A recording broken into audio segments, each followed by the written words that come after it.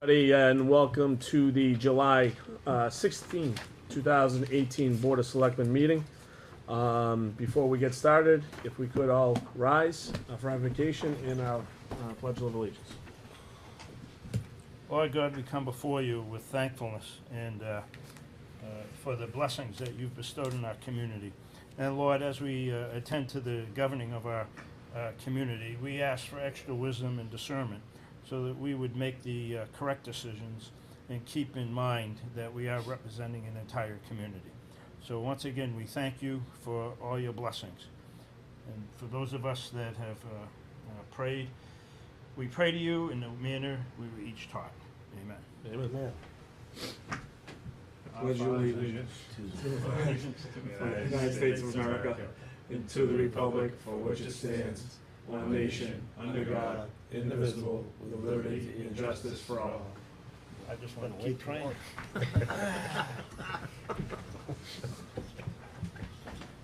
All right, so I want to welcome everybody who is tuning in tonight and everybody in the audience for attending the meeting. So first and foremost, we'll try to get everybody certainly in the room out as quickly as possible. But let's see here. Why don't we call up James or Jim? Yes. James? James, welcome. Come on up. Have a seat. So James, welcome again. Appreciate you coming down and sitting down for a while. So go ahead, Mike. Yeah, members of the board, I'd like you to meet Jimmy Mullen. He likes to go by Jimmy. Oh, so you do go by Jim. Okay. And he was by far and away the best qualified candidate. We did have a brief discussion at our last meeting comparing to the other candidates. You have a brief summary of Jimmy's background. 36 years as an elected town clerk, and he's also been a selectman as well, simultaneously. So, I mean, if any of you have those ideas, maybe he'll probably recommend against it, though. But I think Jimmy's going to be a good fit for the town. He's done this in other towns as well, so he knows what it's like to be a consultant, so to speak. But he'll be our full-time for 20 hours a week town clerk. He's got a lot of experience in running elections, which is one of the number one criteria, really. And because Jan's departure is practically 2 weeks before the next election, the primary election, it's very important that we have somebody on board that can step right in and not going to be doing it for the first time. That would be really scary. But I'd just like to turn it over to Jimmy, and Jimmy, you can introduce yourself and give the board your background, and then any questions they might have, they'll let you know. Well, I'm James Mullen. I served 45 years in elected office in the town of Milton.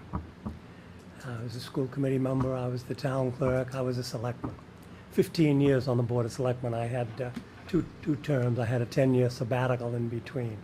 So, I retired in 2012, and it's an elected position, so my pal from Rockport, Fred Fritzen, came down. He was the interim in my place until we had the election, and my assistant happened to be one of the candidates. She ran and she was successful.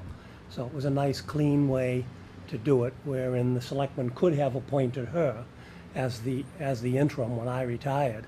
I retired 40 years to the day that I was elected to the school committee. I was elected to the school committee 1972, and I retired 2012 from town clerk. I did stay on as a town meeting member for 6 more years, I believe. But at any rate, it was a nice, clean way to do it. So that's the way that it's going to be done here. And if an assistant in this town should run, it would be a nice, clean way to do it, wherein an outsider who knows no one would be handling the office. I've been in 5 communities since I retired. I was the town clerk in 2. I was the town clerk in Hopedale for over a year. I was the town clerk in Pepperell for several months. I was there for 2 elections in Pepperell. And in the other 3, I worked the elections exclusively. So it was someone that had retired or someone had taken another job and they needed someone who knew how to run the elections. So that was in Ashland, Sterling, and Hamilton. So Ashland, Sterling, Hamilton, Pepperell, and Hopedale. Hopedale was my longest assignment. I enjoyed Hopedale. But I'm currently living in Foxborough. So it's quite a drive to come up here, but would be my intention, I would be here first thing in the morning and then leave early in the afternoon so that I can miss that traffic on the 128, because otherwise it would be too much. It would be too much if I was to go with all that traffic every single day. So I'm up and at it early. In the other places, I drove the furthest, and I was the first one in the town hall those mornings. So I enjoy working. I retired because I had maximized my retirement, and the idea of going before the finance committee for one more time just wasn't something that I wanted to do after having been beaten up for so many years. So I'd rather somebody would hold me and somebody would hit me than go back. Again, we have 15 members on the finance committee in Milton. But I always wanted to have a barn. My wife had passed away. I was in my house, bouncing around by myself, and found a barn in Foxborough, and I'm enjoying it. So I figured at that time I was 65 years old. Either do it now or forget talking about it. So I've been down there almost 2 years. But if there's anything I could answer for any of you gentlemen, I'm happy to. So, just so it's clear for everybody who's in the audience tonight and for anybody watching at home, Mike, can you spell out what the term is here that we're talking about? Well, Jan's, our current and long-term town clerk is retiring in the middle of August, and Jimmy will stay on through town meeting election, the week after, and depending upon how we work it out, he'd stay on a little bit longer, so there's a transition. If somebody wins the election that has never done this before, I would hope we can have Jimmy stick around and at least show him some of the ropes. And conversely, I've asked Jimmy to come in during the last week that Jan's working here. She's taken some extra time off, but I think we found 2 days that Jan and Jimmy can work together. So we'll have a transition here as well. Okay. He'd be here from August till mid-May anyway. So, loaded question, Jim. I mean, answer it, don't answer it. Is this specific? In your mind, this is just going to be temporary. Oh, certainly. Yeah, this is you have no interest in when the time comes, going forward. Nope. No. Okay. All right. But Nice. each town has their own, sometimes I have to say, okay, how do we do it here? Because each town is a different situation, so it'd be helpful to have that time to find out, how are things done here. And the primary is the day after Labor Day. So there's no nonsense. I mean, gotta be ready to go. Sure. And I always stay over. When I'm just doing the elections, the town clerk is in charge. But when you are the town clerk, You're, Yeah. when the doors open for election day, you had better be ready. So I always stay over the night before, just so I'm not gonna have that long drive, so I stay locally so that I'm right there in the morning for the opening of the polls, because you've got to be. Yeah. We Okay. had 11 precincts in Milton, and there are 3 here. This is probably similar to Pepperell and Hamilton. Questions from the board? Yep. Just curious about the elections. In your experience, what is the biggest challenge with the elections in general? Everyone seems to be afraid of them. We have an automated system here. Right. If you turn on the automation and it doesn't work, you're in serious trouble. You're in serious trouble. Yep. So, but my understanding, you have the that new system here. That's the same system that they had in Pepperell, and it's the same system that they had in Ashland. So I am familiar with it. And of course, I know the company Yeah. that you deal with. They're an excellent company to deal with, so they've taken good care of me over the years. I've dealt with them all these 42 years now that Yeah. I've been doing this. So that's the main thing. Yeah. I did notice that with the early voting, the first time we had early voting was for the presidential election. So they'll be having it again this fall for the gubernatorial election. Well, we also have senator on the ballot, but for the constitutional offices, there'll be early voting again. Now, you had 30% of your voters vote early. So I gotta find out how they handle that here and who handled that and how it was done. So, I mean, I know how it was done in Ashland. I think Ashland had the highest percentage of people in the Commonwealth of Massachusetts vote early. So, but if you've got an automated system, and of course your workers have to show up. People used to ask me how long their appointment was as an election official, and I would say, well, whoever goes first, you or me, that's how long it lasts. If it's election day, we'll see you there. And as I say, I had 11 precincts in Milton. I cut it down to 10 just before I got through, but they currently have 10 precincts in Milton in 5 locations. So here, everything is there in the same place, so that is helpful. Okay, anything? Go ahead, Steve. Yeah, quite a background, it's quite an impressive background, so I'm glad you expressed interest in the position. Just quick question for Mike, because I know I wasn't here the last meeting. Were any of the candidates interested in continuing on in a full-time fashion, do we know, or was everybody kind of on that, just here for it? Well, one candidate expressed, who was a resident, there were 4 residents that applied. Okay. One of them initially expressed an interest in running, but then withdrew altogether from consideration. Okay. And a second candidate,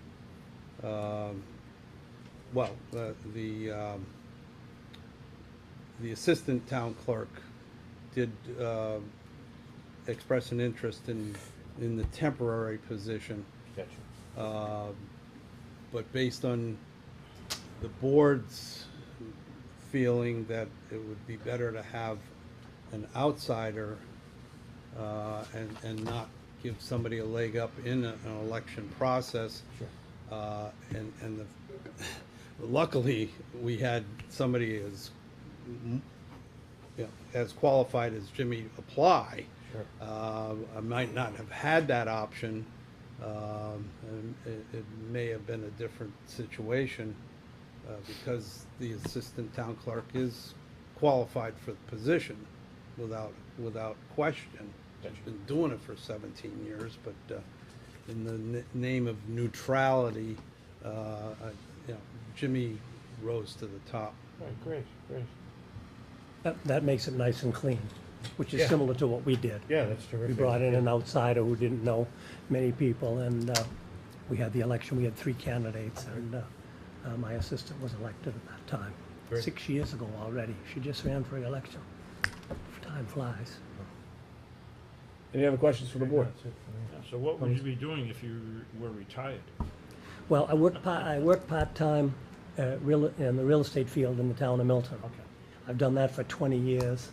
I had two little darlings that went to private school, private college, and so you know how that is. Yes. So they're all done, we're all done with that, everything is paid. But I do that on the weekends mostly. Although last year, I had two listings at the same time I was working in Pepperell. But I mean, it worked. And I'm living in Foxborough, Right. commuting to Milton, commuting to Pepperell. But I did it. Everything got done. Good. I enjoy working, and I enjoy the elections in particular. I'm not the greatest with the computer, I'll tell you that. I mean, I may need help. I may need some help along the way, but the election stuff I can handle without any hesitation. And if I'm here for this 9-month period, I'd be here for 3 elections. The primary, which is coming up right after Labor Day, November election, and the town election. And when the new person gets elected, they assume office 1 week after the election. That's the state law. 1 week after the election, the new town clerk assumes office. But they may want to come in and get started. It might not be a bad thing, but it's all what their situation would be. I can't help you with the computer. I noticed 3 out of 5. I type with 4 fingers and 2 of them need spell check. I've done a lot better. But I noticed 3 out of 5. Of course, we didn't have those when I was on the board. We had our papers in front of us. Just so you know, I'm Gary. We had one We don't have our nameplates tonight either. We had one member, when we'd get through with an agenda item, he'd take it, he had the basket right next to him. He'd take the paper, put it right in the basket, right up there. Of course, then we went on TV, and so that got toned down a little bit, but not that much. Well, I'm glad that you make yourself available for these. Yeah, I enjoy working. Right? Gary? Yeah, town clerks see a lot of people, and hopefully you can make them mostly happy.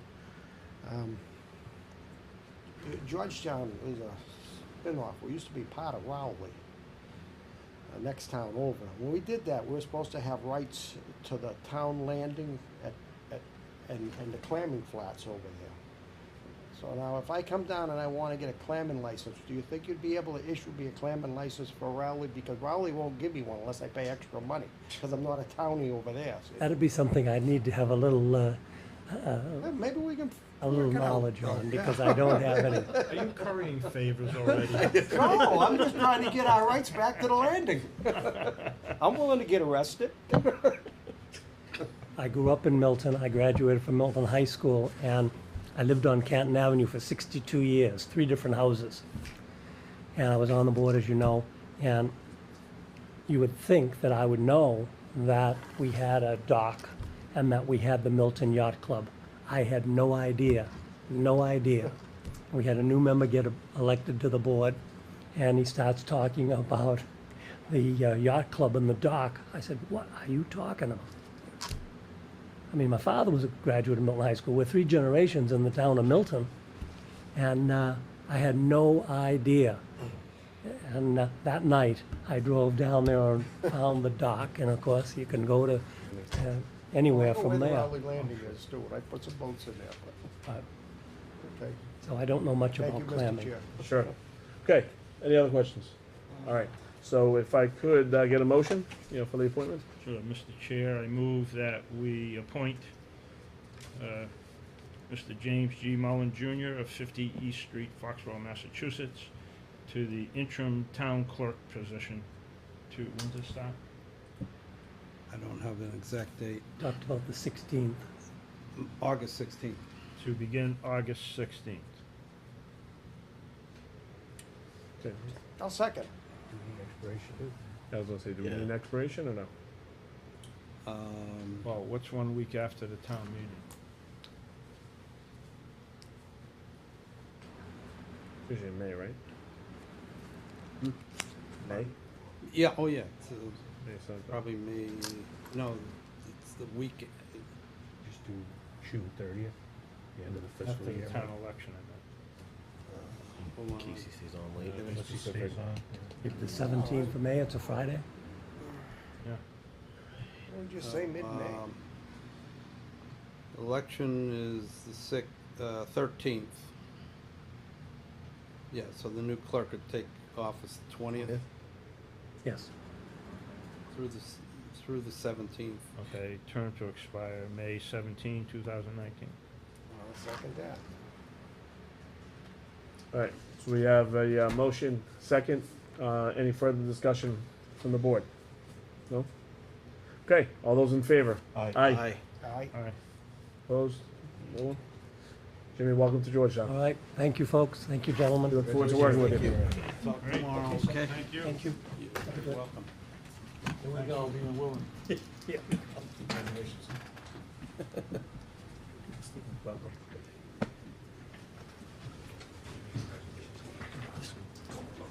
All right. Mr. Chairman, while we're still talking about the town clerk and the state primaries, I have a warrant for board signature, 8 copies. Is it? How many? The warrant for the town, for the state elections. Oh. Okay. All right, so, next on the agenda, we're gonna tackle, the, community host agreement for Healthy Farms. You guys can turn to that. I did email everybody that? the last working copy. Dad, you wanna come up? Certainly come up if you like. If you don't have a hard copy, I have, This is the revised. yeah, this, Anybody not have it in front of us? In our email, I have It's, what, yeah, the one you sent today? yes, Okay. I have it. I have what was in the mailbox now. that's the most, that's the one here. No, just the- I'll take one. And Nate has a copy as well. So Mike, welcome by the way. Thank you. Thank you for coming up. So for the board, we had discussion last week, and there were changes that we wanted to make to the original draft. Mike, I would assume all of them have been made. Well, Doug and I talked with legal counsel on the phone today, and having not been at the meeting, at the workshop, from what we talked about, everything is in there. Everything's in there. Okay. I mean, when I read it over, I read it over quickly, but just wanted to make sure that everything we touched upon. Doug, you were okay with this? So, yeah. Okay. You have a copy of that? I do. Any questions from you on this? No? No? I had talked to Paul, I was gonna say, Paul was happy? Yeah, I mean, we feel like we need to move forward with it. After and the it's- red eye? All right. Any questions from the board on the host agreement? Before we vote on it? Well, So that's a yes, Gary? well, Doug did tell me that there has been a change about the wholesale part from what we had agreed to the other day, and I just didn't know if he could go over that, because I'm somewhat not understanding it, and I guess he spent some time with the attorney today and Mike going over that. Change? I didn't know if we could be filled in. All right, go ahead. Sure. Excuse me. So, you want me? No, So, when we met at our meeting last week, we had kind of a working meeting to discuss the host agreement. This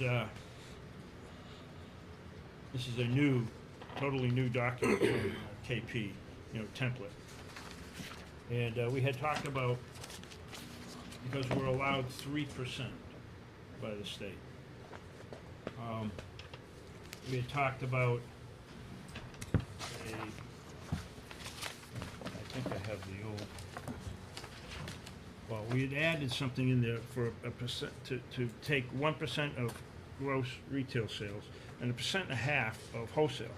But these things don't add up, because it add up to more than 3%. I talked with Paul about it twice. I talked with KP about it. Prior to talking to Mike, I had emailed them some stuff. And then when Mike and I had a conference call with KP Law today. And they brought that up, about that one half, and stating that if you take it all together, it's adds up to more than the 3% that the state would allow, and that you could raise flags, which, and I had already talked to Paul about this last week, about this very thing. So it was decided today that the best route to go would be to have the 1% of gross sales, retail and wholesale. Okay. And then the 2% for the annual community benefit. Okay. But the annual community benefit would be 2% of the retail sales. Okay. As I had suggested to Paul, I said, why don't we just make it 1 and 2? And he goes, well, because the issue was they didn't want to pay 3% on wholesale. And given that Yep. wholesale prices are about what, 33% of retail prices. So that was how they wanted Okay. to address that. So town So- council suggested that we just go back to the way it was, of 1% and 2%. Yeah, so that includes So wholesale. it's 2% on retail, on the community benefit Yep. section, and 1% on wholesale and retail, Retail you know, all sales, on the community. of anything impact. that they sell, Okay. Right. all right? Gary, is that, Well, just so we know, we're actually losing 0.5% from what we agreed to last week. Well, the board may have agreed to it, but the Well, we- conversations with the lawyers and Healthy Farms and your negotiators, I mean, I just didn't, I see it because it's trying to be all put in one area. I still didn't see what we agreed to as adding up like that, Doug, but I'm okay. You know, I want these folks to move forward and, you know, for the board members that went there, I mean, Paul came in also to our meeting last week and he gave a handout and kind of showed what they expect that the benefits that Georgetown will be seeing. And it's a decent number. And, you know, right now I think they've been good partners with the town so far, so I am hopeful that we can come to agreement and get this signed so they can move on. And we'll be hearing about you on the TV, I guess, you know. Thank you. they have, Healthy Farms has been a good partner to the community. We've worked with them, how long has it been? 2 years, 3 years? Couple of years now, yeah, I mean, Yeah. We've worked with them right from the very beginning when they first came in. And it was agreed upon when Mike and I first met with them, when we first met the Board of Selectmen, that we would try to work together as partners to ensure everybody's success, so it would be a win-win. This is what's happened. And there's been bumps along the way. Healthy Farms experienced the bump, but even so, and they still were able to present the town with its first, I call it a contribution. With its first contribution, although they had experienced a pretty severe bump in the road, which told me a lot about their integrity. And Agreed. so we just want to make sure that these things are done properly and that we have good partners that are successful and we can work with. much appreciated. Totally agree. Anybody else? No? No? Okay. We had a discussion about this last week, so it doesn't surprise me that, we have everything on the table. Mike, anything more to add? No, No? Okay. Nate? If not, I'm good. right, if not, can I hear a motion? Sure, Mr. Chair, I move that we accept the Town of Georgetown and Healthy Farms, Inc. Community host agreement regarding adult use cannabis as presented. Okay, motion, do we have a second? Second. Okay. Got a motion and a second. Any further discussion from the board? Actually, just had one. How does this play into the old contract in terms of timing? Are we, It doesn't, There's no relationship. no relationship. to Separate it. agreement. that one's, is still staying? Yeah, all hosting agreements prior to 1 July 2017 Okay. that were medically cannabis related are grandfathered and held. Staying at arm's into length, effect yeah. until they, okay, Right, so it's still good for that 5 years. gotcha. Okay, thank you. Actually, you know what? One thing I didn't look for in here, are payments gonna be made quarterly? Yes, They are. That wasn't here? Okay. yes, that's in there. I'm sorry, again, I didn't look for it, so, okay. So that change wasn't made. Okay, any further discussion? Okay, if not, all those in favor? Aye. Aye. Aye. Aye. Opposed? Okay, unanimous. All right. All right. Another Best of luck, Dave. milestone, eh? When do we do the official signing? of this? We're doing it right now. now, It's okay. coming around the table. Should I wait for it? Yes, All right. Hot off the press. you get to take one copy with you.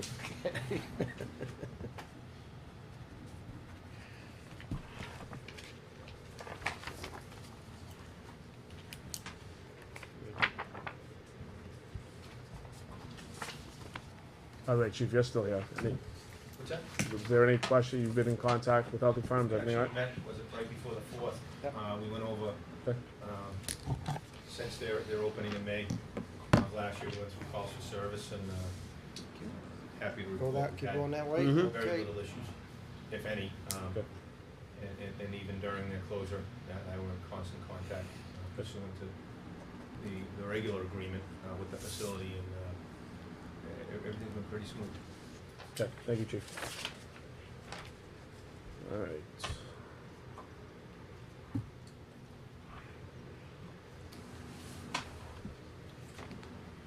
So I can throw all the other ones out and this is Yes. the one. Yes. Just rip them up and use them to start your stove. Yeah.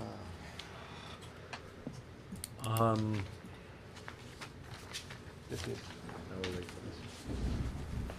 Let's get started. That's yours. Very good. Thank you. Thank you all. Coming out. Thanks a lot. Thanks so much. Here, good luck. Best of luck with it. Appreciate it. All right.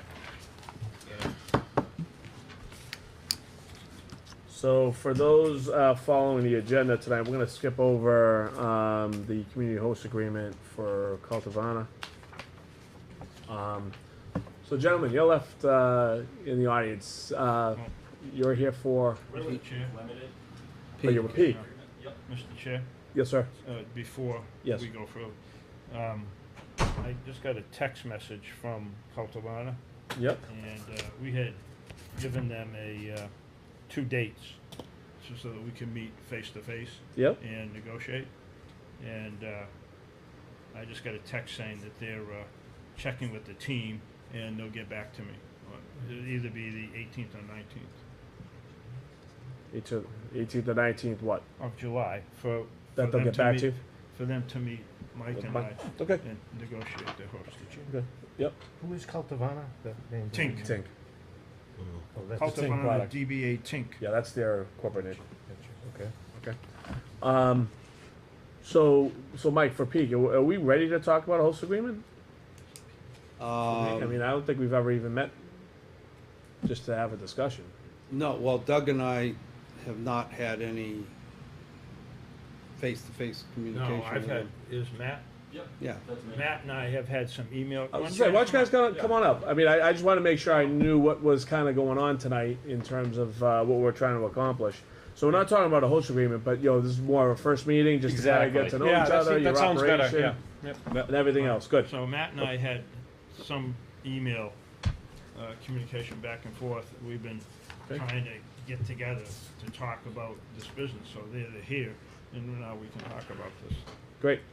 All right. Fantastic. My understanding is that I forget the number, but that's the premier building site on Jewish Street? Yeah, it is. That's my father's company, Right. Premier Builders. Would you like to introduce yourself to So- the rest of the board? My name's Matt Kumpf. I am coming before the town in hopes to work with you guys in getting an extraction facility, manufacturing license, to do edibles as well as infused oils.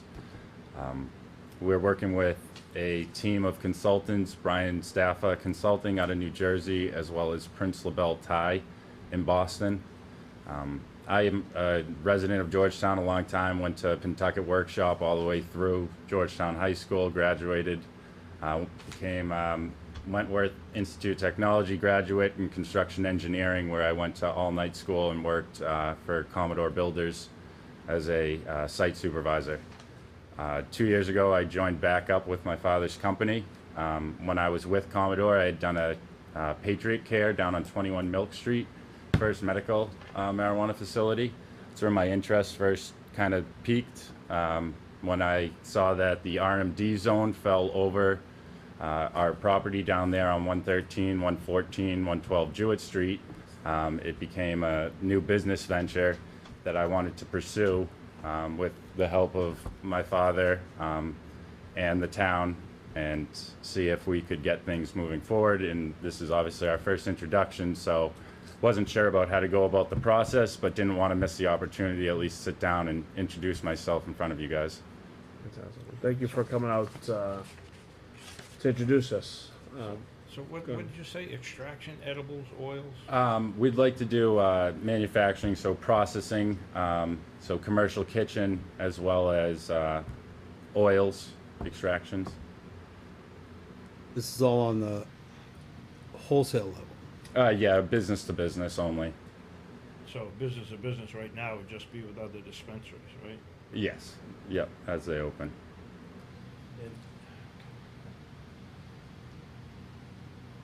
When did you graduate? 2009. From what the? Oh, from Georgetown High School. So will you be growing your own cannabis? The ultimate goal is to be a vertically integrated company with the multiple properties down there on Jewett Street that Premier Holdings has. I noticed they go. We do abut the highway, and so the ultimate goal would be to go vertically integrated with time, but the first plan is to start with the processing license and link with other cultivators and buy their products and infuse it and press it ourselves. Okay, so you know we have one, and then another one that will eventually open, the cultivators. Yep. Okay. I did not know that. It'll be on College Drive. Okay, so, that's interesting. I don't know We have a lot about this whole. we have this one end of what? the business. You have one. We have What? Healthy Farms, and then Oh, Luminous is preparing their building for cultivation. Okay. Okay. So do you have a timeline? Right now, we were gearing up to be prepared for the August meeting with an actual presentation for you guys, much like I think Luminous did. But as of this point, we're just going through the process. We've got a layout that I had dropped off at with Les, as well as John Keschel, just to get that in front of them. Before the process started, I spoke to Chief Cudmore about the hopes to come before the town. Okay, so you talked to Chief. Okay. If I may, Chief, what were your thoughts? Well, I think from a perspective of business, the location is ideal only because it is in that business district down there right on 95. Yep. As far as the actual business model, I have no idea, probably like you do. I mean, as far as the character of the folks that are before you, they've lived in Georgetown for many, many years. I've known the family myself and have watched them raise their family here in Georgetown, and just a nice family. I don't mean to be biased, but I've known them. And Ken's been a businessman for many years, and clearly his son Matt is taking after Dad and trying to use this property to make a profitable business. And clearly, as we know, this is the topic of the day for our community with all the businesses that have come before us. So the legislation's in place. The safeguards are in place for us as from a public safety perspective, regardless of what business plan or model comes before the town. We're prepared to review it and we certainly work alongside, as we did with Healthy Farms. I have yet to meet anyone from Luminous or formerly Greenbridge.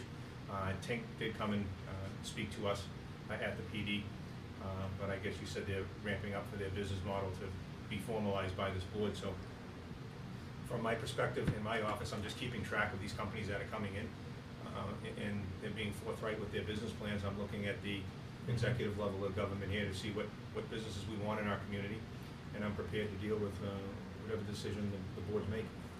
Well, one of the things that I think we start off with is security, right? I mean, do we? When I say we, do you have a security plan in place in terms of how you're going to position, everything regarding state mandates in terms of what you need to have in place? You've reviewed that with Chief yet, or I no? have not. Nope. No? Okay. Nope. Everything is being finalized, and Okay. like I said, this is just our first Right. introduction with everyone. Okay, so that is certainly something I will, lean on Chief for, as I have, by the way, with every business that has come here. Okay, so believe me, I'm not singling you out, Nope. but it is the type of business that we are concerned with on the security side, and that's the man who has to give us the nod, to say he's comfortable, with what you have outlined. As part of Absolutely. his business plan and with the consultant out of New Jersey, that's part of the whole program is this whole security situation, and they're working with some experts who have worked in the past in Boston and so forth on this whole thing, and that'll come with Matt's plan. I'll just introduce myself too while I'm at it. Yeah. I like talking. No. My name's Ken Kumpf, and I own Premier Builders. Been in business 32 years, 23 of them in Georgetown, and 12 of them at the current location. We employ anywhere from 20 to 28 employees locally. We're high-end builders, remodelers, cabinet makers. Over the time, my wife and I purchased property on Jewett Street where we have our office in one building, our cabinet shop in another building, and a small building that we also recently purchased. We own 3 properties that happen to fall within the district. This first phase would be a partial occupancy of our cabinet shop building. Pretty clearly defined how we can cut that up. So when Matt proposed this, basically I'm the landlord, and he has my backing for seed money financially to get this thing started. And in my whole career, I've always tried to do everything top notch and straightforward and ethically, and that's the way he was raised, and that's the way we want to, he wants to run this business. So as far as facing security, being open and transparent with the board and with everybody in town, we're local, we're good neighbors right now, expect to continue that, and it's really a generational thing that we're trying to work here. And you're still residents of Georgetown as well? I moved up to Newburyport 2 years ago, Okay. and live in with my And I've been a fiancé up resident there. over 25 years in Nelson Street. Hold on one second, Doug. And just if you could clarify, are you an owner as well, or an investor, or I'm a just minority landlord? partner. Minority partner. Yeah, he'll be okay. the majority partner, I'll be minor partner. Okay, so you do have ownership in the Correct. company. Okay. Anybody else, by the way? No, just the two of us. Okay. Okay, go ahead, Doug. Sorry. So, in your application, what size business? Do you look tier 1, tier 2, tier 3? So for extraction right now, the tiered system I think is for the cultivation side Right. of things, with that being the ultimate goal for the first phase.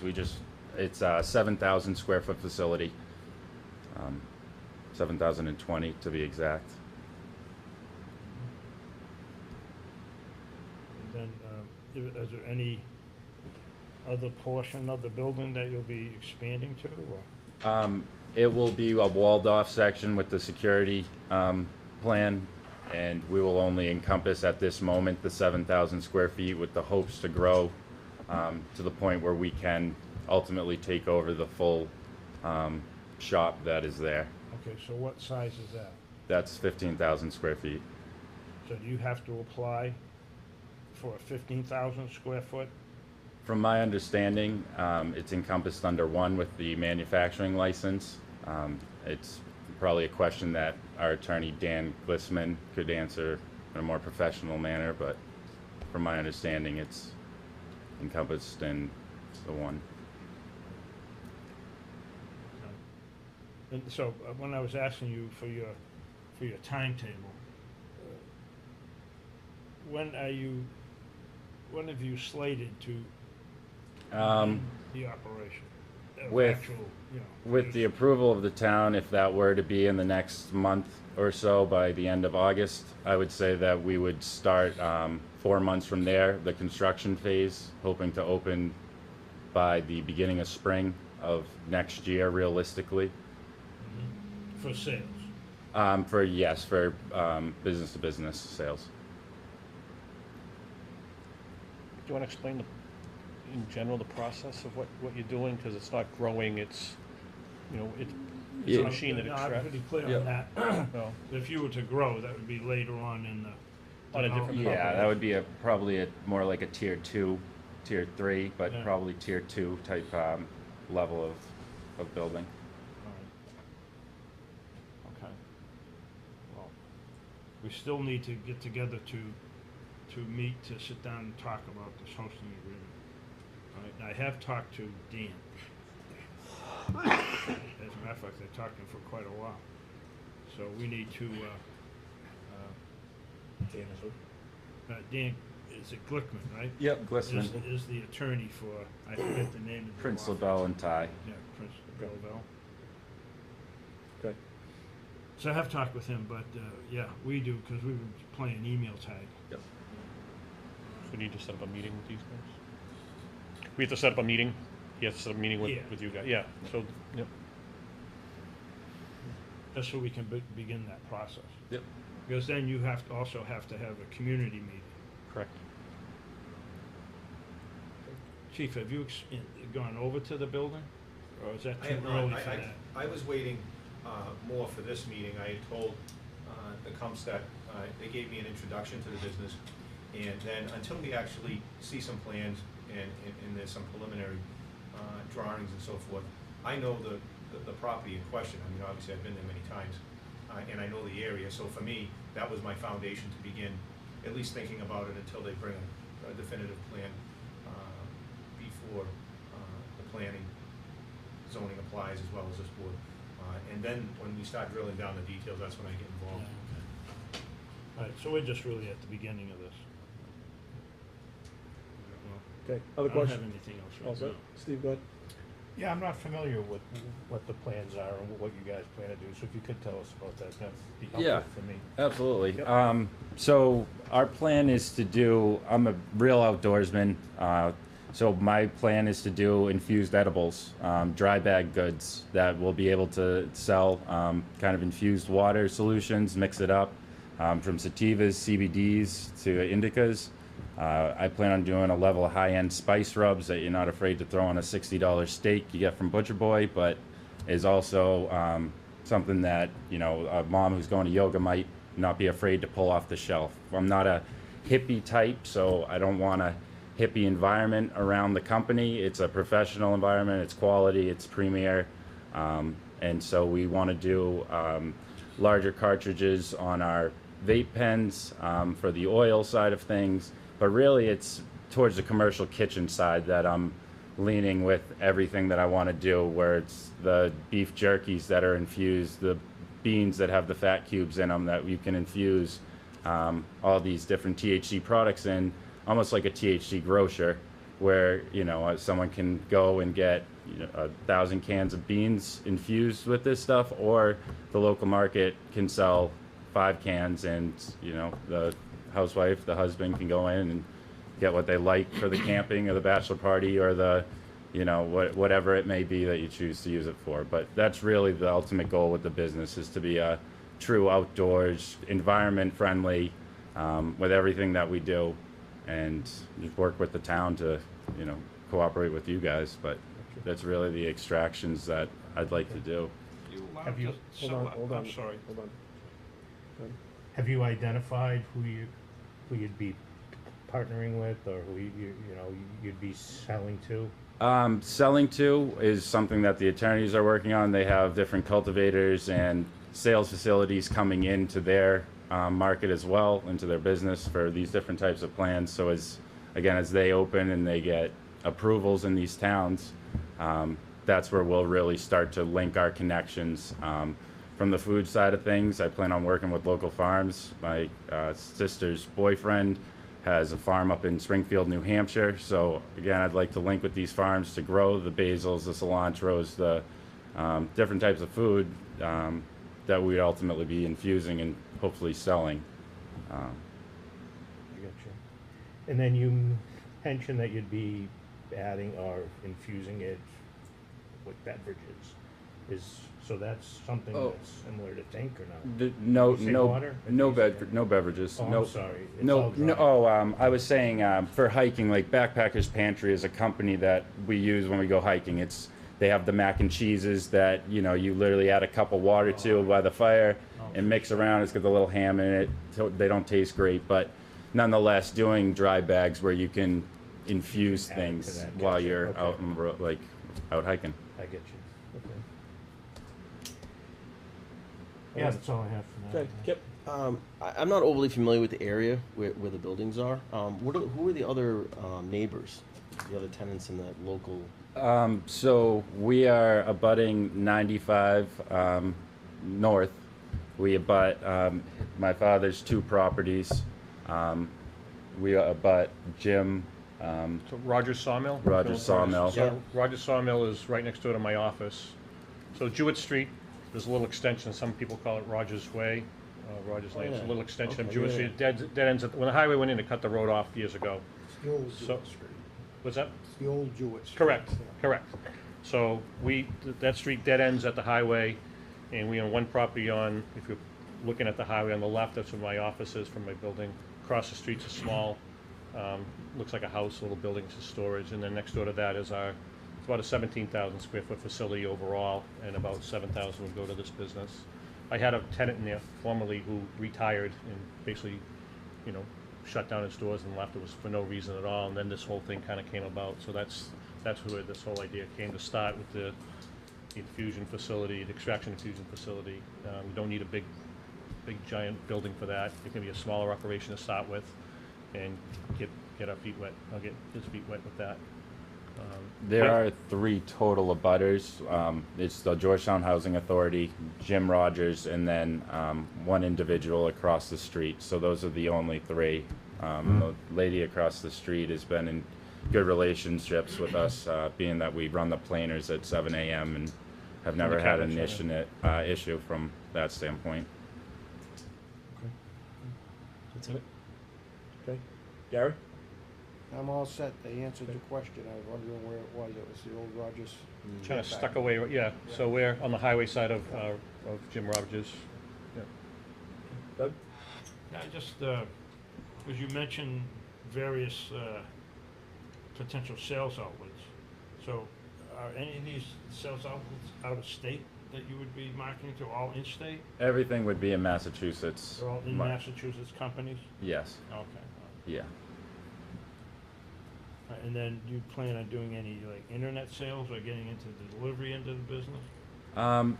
Right now, it's really transportation is for the use of picking up other product and being able to drive it back to our facility to press, which is why we'd, rather than just being able to drive our own product, be able to pick up and transport other products, but I don't believe so at this time. That's it. How many people you thinking you're going to employ? Between 6 and 20. 6 and 20. Yeah, 10 and 20, I would say. All new employees or any existing, say, that are currently working, with Premier? With Premier. I mean, are these people you know, or are you really going out? No, these would be people that I know. Okay. These would be people that are professionals in the extraction side of the business. People that are biochemists, more so than a pot guy or a marijuana guy. Just to be clear, I'm not giving up the day job yet either. So Premier Builders is staying alive and needs to stay alive for a while. Yeah. So this is just an opportunity to help him get started in his thing. Okay. All right. And I mean, are there going to be jobs open though that you don't have currently? Kind of, your mindset on individuals, or Yeah, there'll be job openings for absolutely, not only for local hires, but also, the most qualified professional that comes with the connections through our Prince LaBelle's and our Bryan staff of consulting groups, and truly vetted people that will be professional in the business. okay? Because one stance that I've taken, we haven't put it in our host agreements, and I just haven't felt right about it. Is certainly with these newer businesses popping up, in our town, I would like to see some benefit to the people of this town through employment if those folks are actually looking for employment. If they feel like it's a kind of business that they feel like they can excel at. So again, I don't think I want to require it in any host agreement, but I would throw it out there that I hope you guys would do your best to at least try and get some folks from Georgetown, again, that are qualified, right? And certainly you have your own people, from a technical standpoint, from a science standpoint, everything else. But maybe folks that could do a good job for you in other areas of the business. Hopefully, there's some benefit for the people of this town. Yeah, it really gains traction being on the younger side. There are a lot of people that inquire about jobs when you start to talk about it, for sure. But I think it's inherent in just being small local business people too. You tend to want to hire people that you know, or friends of a friend or family, that type of thing. In my own business, at one point I had, almost 50% of my employees were local guys. Where as we grow, we probably don't have the same percentage, but 30% of our employees are local. So, I think it's a benefit. Yep. Okay. Good. So with that said, gentlemen, I mean, again, I'll stress that it is important, for me, to make sure you work with Chief, make sure the security measures are in place, and once he gives us the nod, I'll feel a lot better about it. I think your next step is to, reach out to Doug and have that conversation with him, and then, we can kind of circle back here, like we pretty much done with everybody, okay, in terms of the host agreement. So, absolutely. okay, as I was gonna say, is there any other questions? Yeah, I just had another quick, so have you already completed the application process with the state, or? No, this is the first. This Okay. is the first step. I'll need the town's approval of my host agreement before I can even approach the state. Okay, okay, good. Don't you have to also have your community forum done? And Oh yeah, there's like yep. 3 things you Yeah, gotta that was one of the things. Like I called Dan today immediately and was like, Dan, we're on the agenda tonight. Are you, what level is this? And this. I really wanted to get the first interaction with everybody. So it was on live stage, but nonetheless, I'm glad that I was able to get the chance to sit here and talk to you guys. It's an important step. It really is. I mean, it's kind of brief, but at the same time, to get some understanding of the business and what you're trying to accomplish and things like that, I think is important for us to get our arms around. And I'm sure we'll have other questions as time goes on as well. So, do you guys have any questions for us? I don't think so. No? I know you've spoken with a lot of people already, so. Well, certainly, so one thing that, the way we've really progressed with the businesses is that Doug will be a point person, okay, moving forward, just so it kind of gives you that one point of contact, obviously with Mike, as well. So, again, next step, work with Doug and Mike, you can meet with them and, try to hash something up. Okay, And we'll excellent. see you guys, when that's done. Awesome. All right? Appreciate the time. Thank you guys. Thank you. Appreciate it. Have a good night.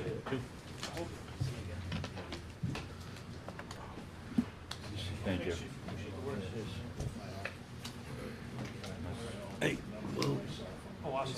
Yeah, thank you very much. Nice to meet you guys. You too. Nice to meet you. Nice to meet you. Thanks, Mike.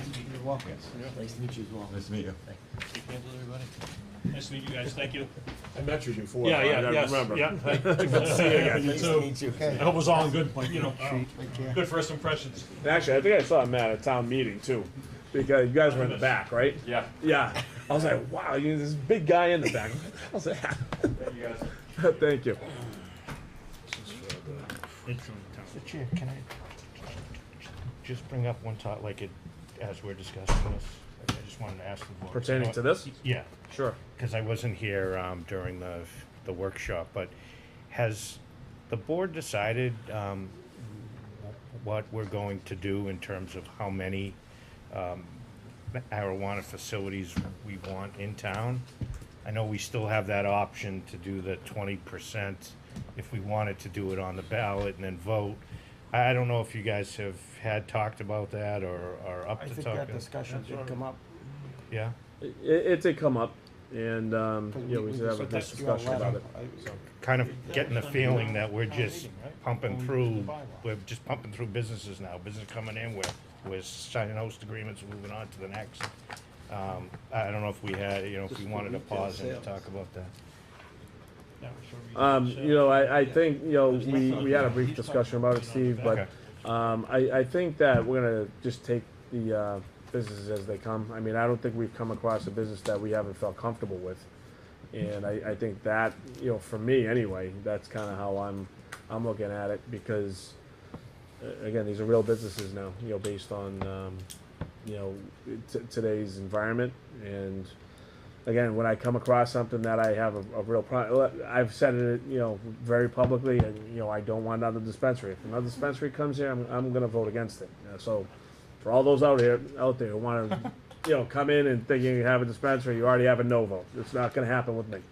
But I haven't seen a business yet, that makes me feel uncomfortable, so. If I might, Mr. Chair. Sure. That 20% ruling, the 20% of package stores was regarding retail establishments, not cannabis businesses, but retail establishments. And that came up to one. When the bylaw was passed, I think the bylaw actually left that open. Oh, that,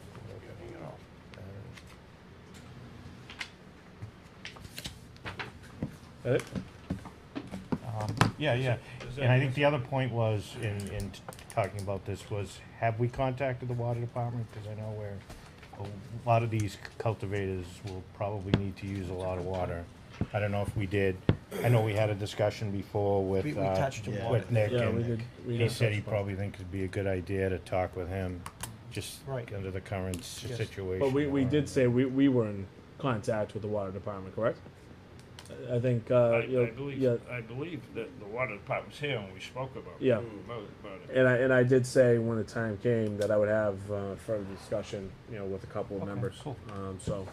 But we have thrown it out there, to them, and I haven't heard anything back from them where they were concerned. All right, great. Yeah. Thank you. All right. No, Chief. thank you for your letter Come on up. that you sent us.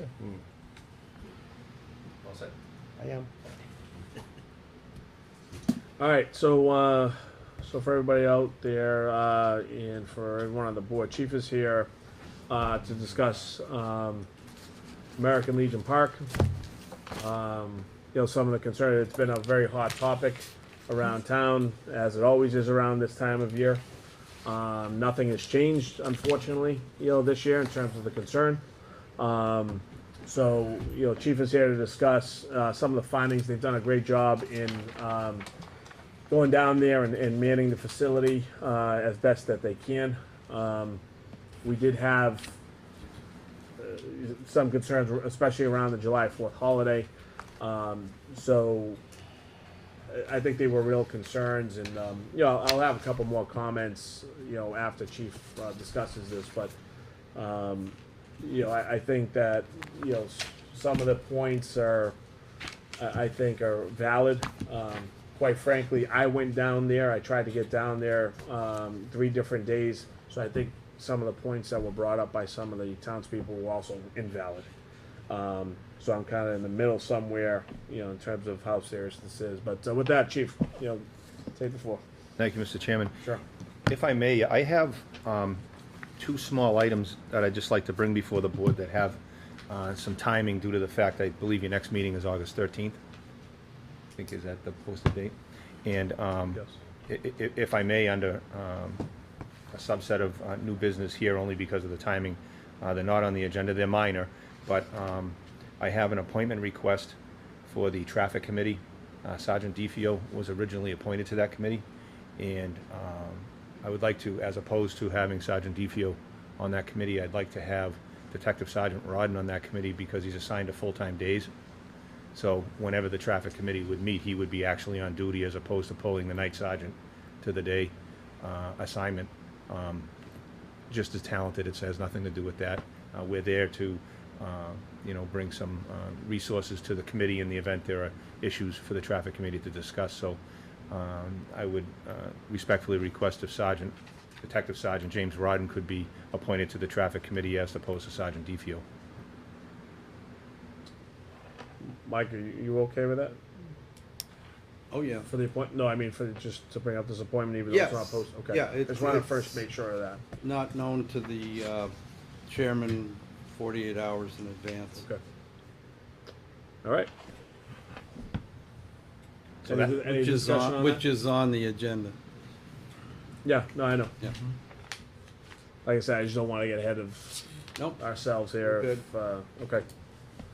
So any discussion about that? No? Okay. Want a motion? Yep, absolutely. Next was a motion. Mr. Chair, I move to appoint Detective Sergeant Sergeant Rodden. James Working this Rodden morning. to the Traffic Study Committee with a term to expire of June 30, 2019. Okay, we have a motion and a second. Further discussion. Sergeant DeFeo didn't get sworn in, I take it? That's correct, sir. Okay. I pulled him and I had a conversation. I pulled his appointment slip with the anticipation of coming before you to fix Okay, that. thank you. Thank you, Mr. Any Fowler. further discussion? Okay, if not, then all those in favor? Aye. Opposed? Thank you, Mr. Chairman. My pleasure. The second issue is we're up for 2 vehicles to be replaced in the fleet this year. Normally, that's done in September. Ironically, Ford contacted us down at MHQ, and the vehicles are sitting in a lot, so I want to get them now. The 2 vehicles that they're replacing are being traded in, so in order for me to trade them in, I have to deem them surplus. I have the form here. There are 2009 Dodge Chargers, 2012 Dodge Chargers. They're approximately 6 years old. They were originally purchased back in 2012 for $23,338. The reason for the surplus is they've reached their useful life and they're being traded in for the 2 new vehicles that are scheduled for the new lease. Additionally, I'm asking that we surplus a 2009 Chevy Impala sedan. That's one of the unmarked vehicles. As a result of an aggressive fleet program, I'm reducing the size of the fleet. So the vehicle is 9 years old and had an original value of $19,846. I'm also going to auction that vehicle to curb the cost of the purchase of the new vehicles as well through propertyroom.com. And that will bring our fleet down to 8 vehicles versus 9. I just don't see the need to have 3 unmarked vehicles. 2 is fine. And part of that is that one of the vehicles that you surplused a couple of months ago, ironically, was involved in a crash and was totaled. And the vehicle that was going to be replaced, we had, as opposed to actual cash value, we have replacement value on our insurance. So that old vehicle is now brand new. So we now have all new vehicles. And I don't know if that's good or bad, how it happened, but it happened. It So- worked out the way it should have. Well, you don't like to say that, It's our new CIP program. Yeah, nobody was injured. It was an accident on the highway. But, I think the fact that we can get rid of one of the vehicles and take it off the insurance rolls and reduce the fleet is fine with me. Chief, those 2012s, how many miles were on those? One about 112,000 and the other about 107. Oh, not much. Okay. All right. Any questions for the chief on that? Okay. And we replaced the other vehicle with a 4-cylinder, a Ford Fusion versus a 6-cylinder vehicle. So all of our unmarked vehicles are just a small. We have a Ford Focus. Ford Escape. Yep. And they're just more economical and, they're nice little cars. We don't need big cars anymore. Okay. So these are leases or your purchase? The 2 currently being replaced are leases. It's a lease payment for 2 years. So every 2 years I come before the Finance Committee to replace the vehicles. And these 2 Dodge Chargers are the last to go of the Chargers. We'll have all Ford SUV vehicles, 4-wheel drive, all-wheel drive, versus the rear-wheel drive vehicle. So it's the entire fleet will be the same. Okay. So we're gonna have all SUVs now? Yes, sir. except for the unmarked vehicles. Okay. Further discussion? Any questions? No? We need a vote for this? We don't need a vote for this, right? No, okay. Okay. to be signed by the chairman. We don't have to vote on the surplus. I didn't think so, right? Mike, we don't need to vote this. We generally do. Yeah, We have to yeah, accept the surplus, right? yeah, you, vote to, Oh, I didn't think we needed Except it that first. presented. Okay. yeah. And I'll notify Janet to get them off You the, authorize fleet. the chairman to sign the declaration as surplus property. Okay. Who wants to make a motion? So moved. Yeah. I read it over Okay. there. Second. Any further discussion on it? Okay, all those in favor? Aye. Aye. Aye. Thank you, Mr. Chairman.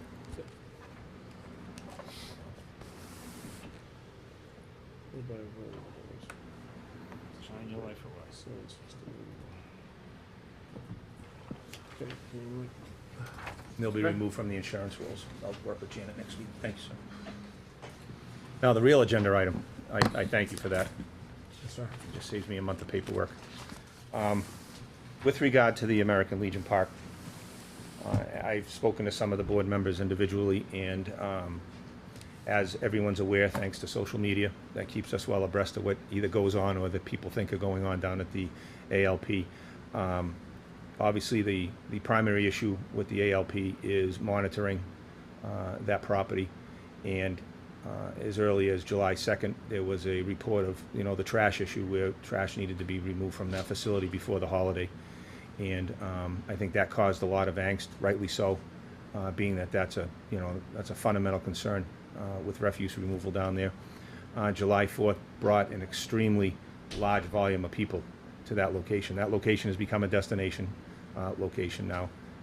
It's pretty clear on social media, it's pretty clear on other postings that we see that it's a desirable place for families to come. On July 4th, without any employees, with the Park and Rec being able to be identified down there, we probably had about 200 people down there. The park's not designed for that type of volume. There were a lot of problems with food, a lot of problem with cooking, people interacting with one another. The parking lot exceeded capacity, obviously. We have residents along that parking lot. That is a public way. Part of that parking lot is a public way. I had addressed that with the Park and Rec many years ago, as well as with planning. We need to create a plan for that property, and we need to do it ASAP. The current system and the current plan that we have in place is just not sustainable. I think we've proven that over time with our Park and Rec committee, and I applaud the volunteers that work for the Park and Rec. We would not have that facility without the volunteers. I mean, let's face it, that's fact. But our problem is we're riding the backs of our volunteers when the volunteers should be riding our backs. So everything is upside down. The town needs to take a serious look at what we want to do with that property.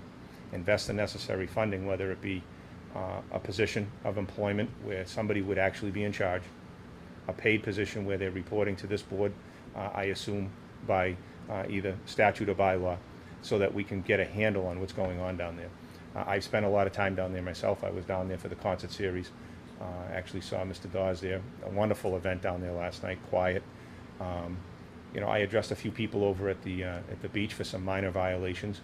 But getting to the violations, especially the ones that the chairman had spoke about, and especially which were identified on social media, it's important to realize that when you have a facility like that and you have a crowd of people, especially if you set forth rules and regulations, prior to police involvement, you need people who are identified that have the authority and the ability to work with the public. To have uniformed officers walking around telling people they shouldn't be smoking is not a sustainable model. We need people like we did. I sat down with the concert series volunteers 2 years ago, and I told them specifically to make it a better program. They now have a number of volunteers that have reflective vests on, that identify themselves as staff. People that are at the park are aware that there are people there who are in charge. They facilitate and assist with parking. And then that's the intermediary between the police. I had an officer there, I was in uniform last night, and if there was a problem, those staff members could come over and say, "Officer, look, those people over there, we have a problem over here, could you help us?" That's what we need. Now, do we need it every day down there? Certainly not. Just like the chairman said, I think that I've gone down on hours, as I would say, the weekends, and off hours during the week. It's a very different dynamic down there. Very much. The holidays are critical. Think of this, when you take a public place, and we all travel, where can you go in the public today where there are just restrooms open for you to use? Right? You take your family somewhere, there's nowhere to go to the bathroom, but in Georgetown, we have a full facility that's not manned, and we have full bathrooms down there. Now, luckily, we haven't had a serious incident or situation down there, but just that alone. I look at the facility, I was down there, took some notes. You know, the parking lot, I've asked that that parking lot be swept and marked and lined so that the handicap spaces are accessible and legal. You need hash marks for van accessibility so that if it's a public place, which that is, which we clearly have identified as a public place, we want that appropriately marked. The ends of the roadways where you come in, they need to be paved up to a point so that we can delineate travel through that public way. The public inherently, if one person parks in the wrong place, we're like cattle, everybody will just follow along. And now you can't unring this bell where you have 40 cars parked where people aren't supposed to be, and then it makes it for difficult times. I think that we need to determine how we're gonna get there, whether it be reformatting the park and rec in its current form. Like I say, I spoke to 2 volunteers down there.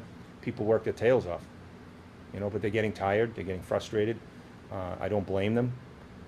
I don't think it's a very good use of our police resources.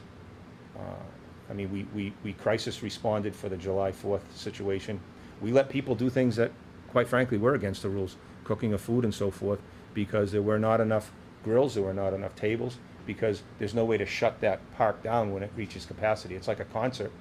You go into a building, there's only so many people allowed in there, and we should have taken that step as a town, not as the police department, to say, look, we're at 120 people, we're at capacity, the place is closed. So that's what capacity is, 120? I'm just using that number. I think we would determine what the parking lot can facilitate as well. That's a mixed-use facility, so we have a tennis court, a ball field, a park, a playground, and a We haven't pavilion. identified that yet. We have not. And And do we have to identify, Chief, sorry. that's okay. Do we have to identify how many is capacity on the beach as compared, because the parking lot's one thing, but there should only be a certain amount of That's people on the correct. beach. But to your point, we also have a baseball field, we have a tennis, you know, basketball, you know, we have everything there. You know, the play area. Well, for example, on Sunday, there was, is it pickleball? Is that the new pickleball Yes, yeah. on the tennis courts? Well, Park and Rec members have come up to me and said that, well, some folks shouldn't be using that without a permit. Well, we're not gonna drill down to the details of using that facility at our level. That's a Park and Rec issue with permitting and things like that. There was a full-blown tournament the other night at the concert. The beach, we have to decide whether maybe the beach needs to be closed when there are ball games. There were calls for service, conflicts between the folks on the ball field. Coincidentally, the grills and the picnic tables line along the home run fence. So people were practicing. There were some allegations that people were trying to hit the ball into the crowd because they were fighting with one another Which, by the verbally. way, has been going on for way too long. Right. And by the way, just so the board knows, that is an absolutely true statement, because I have been part of one of those confrontations. And this was about 3 years ago, and it's a ridiculous allegation, but they make it all the time. They being whoever's on the beach. It's ridiculous. Well, what you have is you have adults hitting a ball in a Little League field. Now, I stopped playing baseball a long time ago, but maybe I could hit a home run there, I don't know, but now that I'm old. Just to bring some light to the situation, I think that these are the issues that we seriously have to take a look at. When I looked at the facility, as much as I think they have a 20-hour-a-week person that's assigned down there, there's more work that needs to be done. Walkways need to be swept. People are, you know, the other day, there were people in wheelchairs.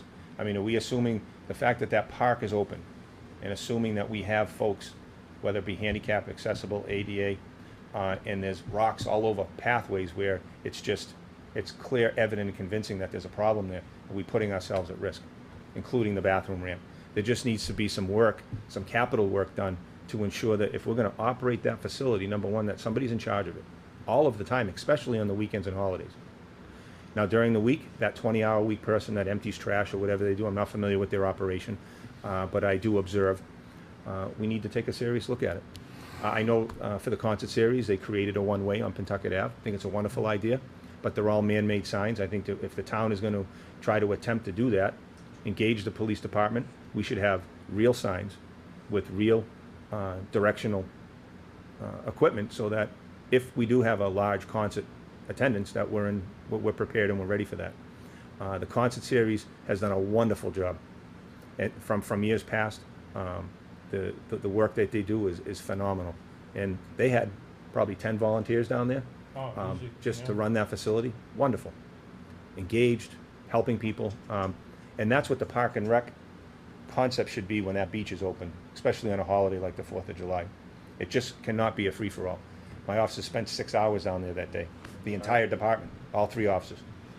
So this is considered a state park, right? Yeah, I was gonna If get it's to considered that, a so. state park, why do we have to come up with the funds to put the I don't- park lanes, to put the signs? I don't know if it's called a Do state all- park. I think it's a public park. Public Right. park, owned by the town. I can read you. And There's a letter from Copeland and Page. You have the letter. Is it 2012, Mr. Dawes? Yes, Yeah, I- 2014. 2014, okay. 2014. Yeah, Doug, why don't you do that? Because for anybody also at home that's watching, I mean, this has been a pretty. Right. Now, I'm not gonna read the whole intro to Yeah. it, but it was on April 30, 1946, at a town meeting, Article 1, to appropriate $2,000 to buy and develop a park and recreation center on the shore of Pentucket Pond, to be known as American Legion Park. And then, that's how the whole concept came about. Gary, that used to be where the ice house was down there, that land.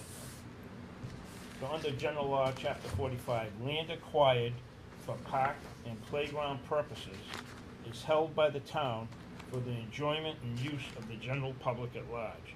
It was settled in the case of Higginson v. Slattery, that in the Commonwealth of Massachusetts, land acquired by a municipality for park purposes is acquired for the use of the general public, not solely for the municipality's benefit. As noted in that decision, a town that acquires land for park purposes acts not as municipal corporation acquiring property for its particular use and benefit, but as an agency of the state government representing the interest of the public. Further, the dominant aim in the establishment of public parks appears to be the common good of mankind rather than the special gain or private benefit of a particular city or town. This tenet is encapsulated in General Law 45, Section 7, which provides that land taken or held as a park under this chapter shall be forever kept open and maintained as a public park, and no building that exceeds 600 square feet. And then it just goes on on and on, kind of reiterating the same thing. I mean, so the question is, I mean, can we get any state help, right, to help with any of this? You know, and the answer is probably not, right? So it is really up to us as a town, or, I mean, what would happen, you know, Mike? I mean, if you know we ask the state for some help. I mean, other than no, but I mean, you know, is it something that they would really consider if we told them what the situation was? I don't know, I'd have to look into it. And- I don't think so. And as you know, We're no different than any other of the 351 towns in the state. Mr. Chairman, you know what I try to equate it to is I work very closely with the Conservation Commission in Camp Dennison. And that's a public place, public area, mixed-use facility, water, camping, outhouse, bathhouse, sports facilities. And it's controlled obviously by a caretaker, but most important is it's managed, and their permitting process is strong, and they're engaged. I think that Camp Dennison is an example of how the American Legion Park should run. The custodial part for the town of Georgetown is different. Conservation Commission versus Park and Rec / Board of Selectmen. So that's what I equate it to from a police perspective. Camp Dennison runs, I mean, extremely smooth. a good point. I was gonna suggest that I know that we don't like to create committees or anything, but this may be one that we need to focus on, just like they do Camp Dennis. I mean, I think, Have a group of people Yeah. that can understand all the laws, can understand if you could do parking stickers or not, or you could charge. think of what's going on right now. West Street, we have a facility, we have park and rec facilities throughout our community. The West Street facility is open for business, permitted to open. It's gated when it's not being used.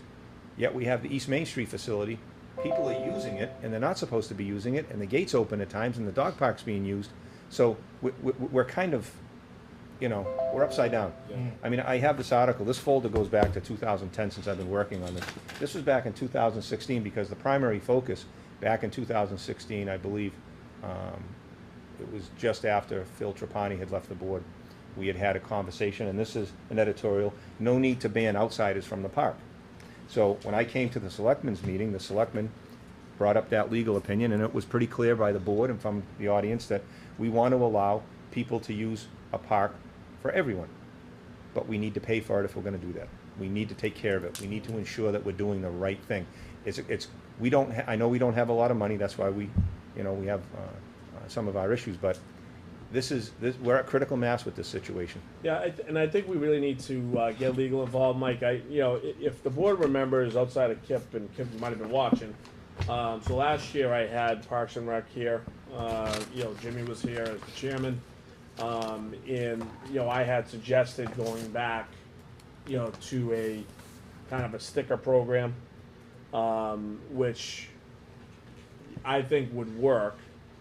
Mike, we can do that, right? Because the parking lot is not kind of part of that. You can charge for parking. Okay, so You got that one? Yeah. so if we went to a sticker program, we could raise enough money to pay for people down there, okay, and hopefully pay for the whole summer. If not, it'll probably cost us very little, okay, to make sure we have some people down there.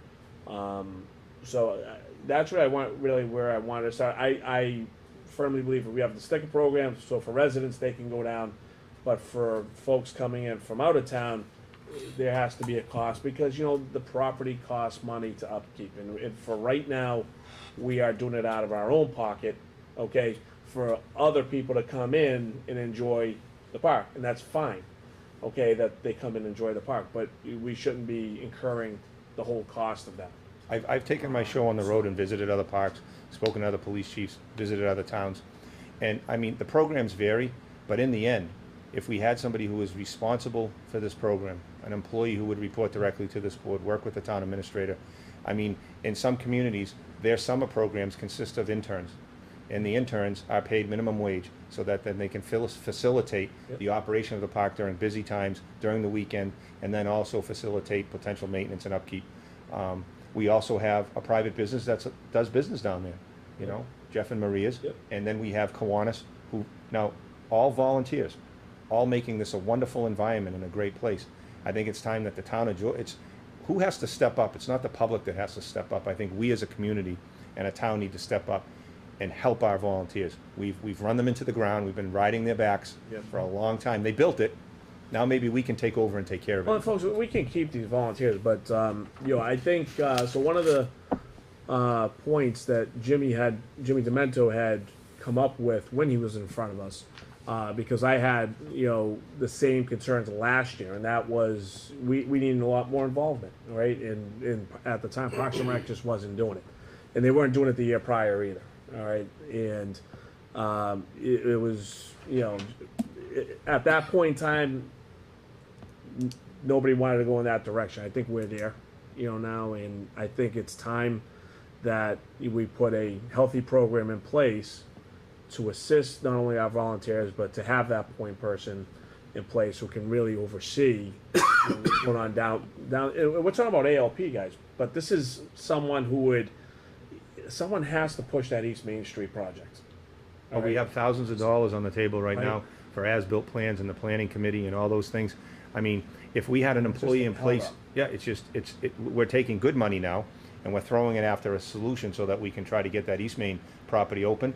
Well, I would submit to the board that it's great we get it open, But how are we gonna monitor that one too, when we have ALP and obviously, West Street? And there were folks out there, gentlemen, that would absolutely take on this task, because not only is it something that is needed, but I think it's a really good job for some people, because during the winter, late fall, winter time, not a ton you have to do with that position. At least I don't think so. I mean, correct me if I'm wrong. I don't know. Could be some But- grant writing that someone could do if it Right. drops down to 20 Just hours kind a of week. some Yeah. there, whatever. But then you get into the spring. Now you're starting to really kind of get going. So my point is, it's not, I think, a position that someone really has to, put 80 hours a week into or whatever. But we are at a point that we're going to have to throw some money at this, and that is to hold on, Steve. Yeah, That is to my point, hire someone, have them come up with that plan. Okay, as a town, I want to put a couple of people down there, charge for parking. Okay, and that would go towards not only the people working down there, but also towards the upkeep of the park. Because at the end of the day, that's really what it comes down to. It's always, and usually the money. And we could see what's kind of out there, for internships and things of that nature. But then we also, after that, have that person kind of outline, rules. My opinion, there has to be some kind of number, okay, where, okay, this is the maximum amount of people that are allowed on this beach at one time. We have to have capacities for There all has of to the be a facilities. capacity.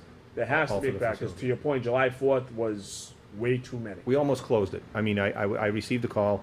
I was working with my duty officers, and I was lucky to have a veteran sergeant on, and I said, look, if you have to close it, close it. I'll notify the chairman for the safety of all. And he And I- said, we're going to handle and I it. told him And- that. I know. Too. I And- mean, and, if you have to call me, and that's where we're And at. I'm going to suggest that with the final summer holiday coming towards the end of the summer, if we don't have some type of mechanism in place, that we seriously need to take a look at whether we close that on that holiday. Yeah, And I don't want to do that, but, I mean, what happened on July 4th, we cannot happen. We cannot allow it to happen again. And moving forward, we need a sustainable model and a plan so that we're doing it right. I mean, we've built that place, and we've done it right to this point. It's a beautiful facility. Let's take care of it. And we have to get some specific too. The whole dusk till dawn hours of operation.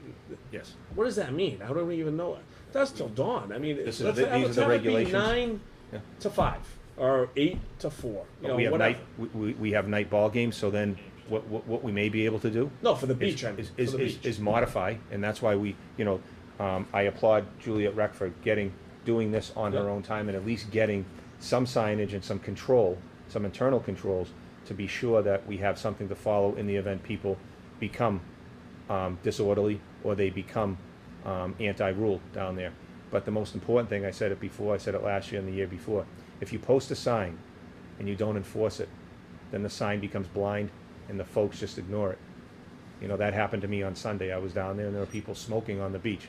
Now, I went over in uniform and I just politely said, this is a smoke-free facility. But if you're not going to, we had a local resident who was very upset that he was told that he had to leave because it was dusk to dawn, and he had a dog, and he was swimming alone.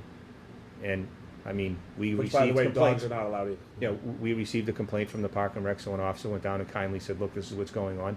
He was extremely frustrated that, look, sometimes the rules apply, sometimes they don't. What are you people doing?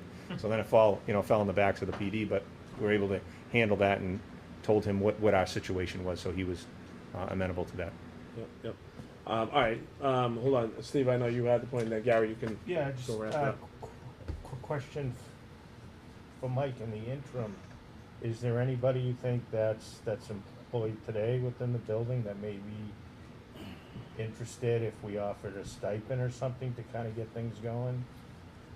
No, well, Who's qualified? no. No? We advertised for administrative help this spring. I recommended to the commission that they hire somebody at least a minimum of 10 hours a week, and they posted the job for 2 hours a week. And surprise, surprise, no one applied. For ALP you're talking? Yeah. If I could on this question, Steve, Mike might not. I have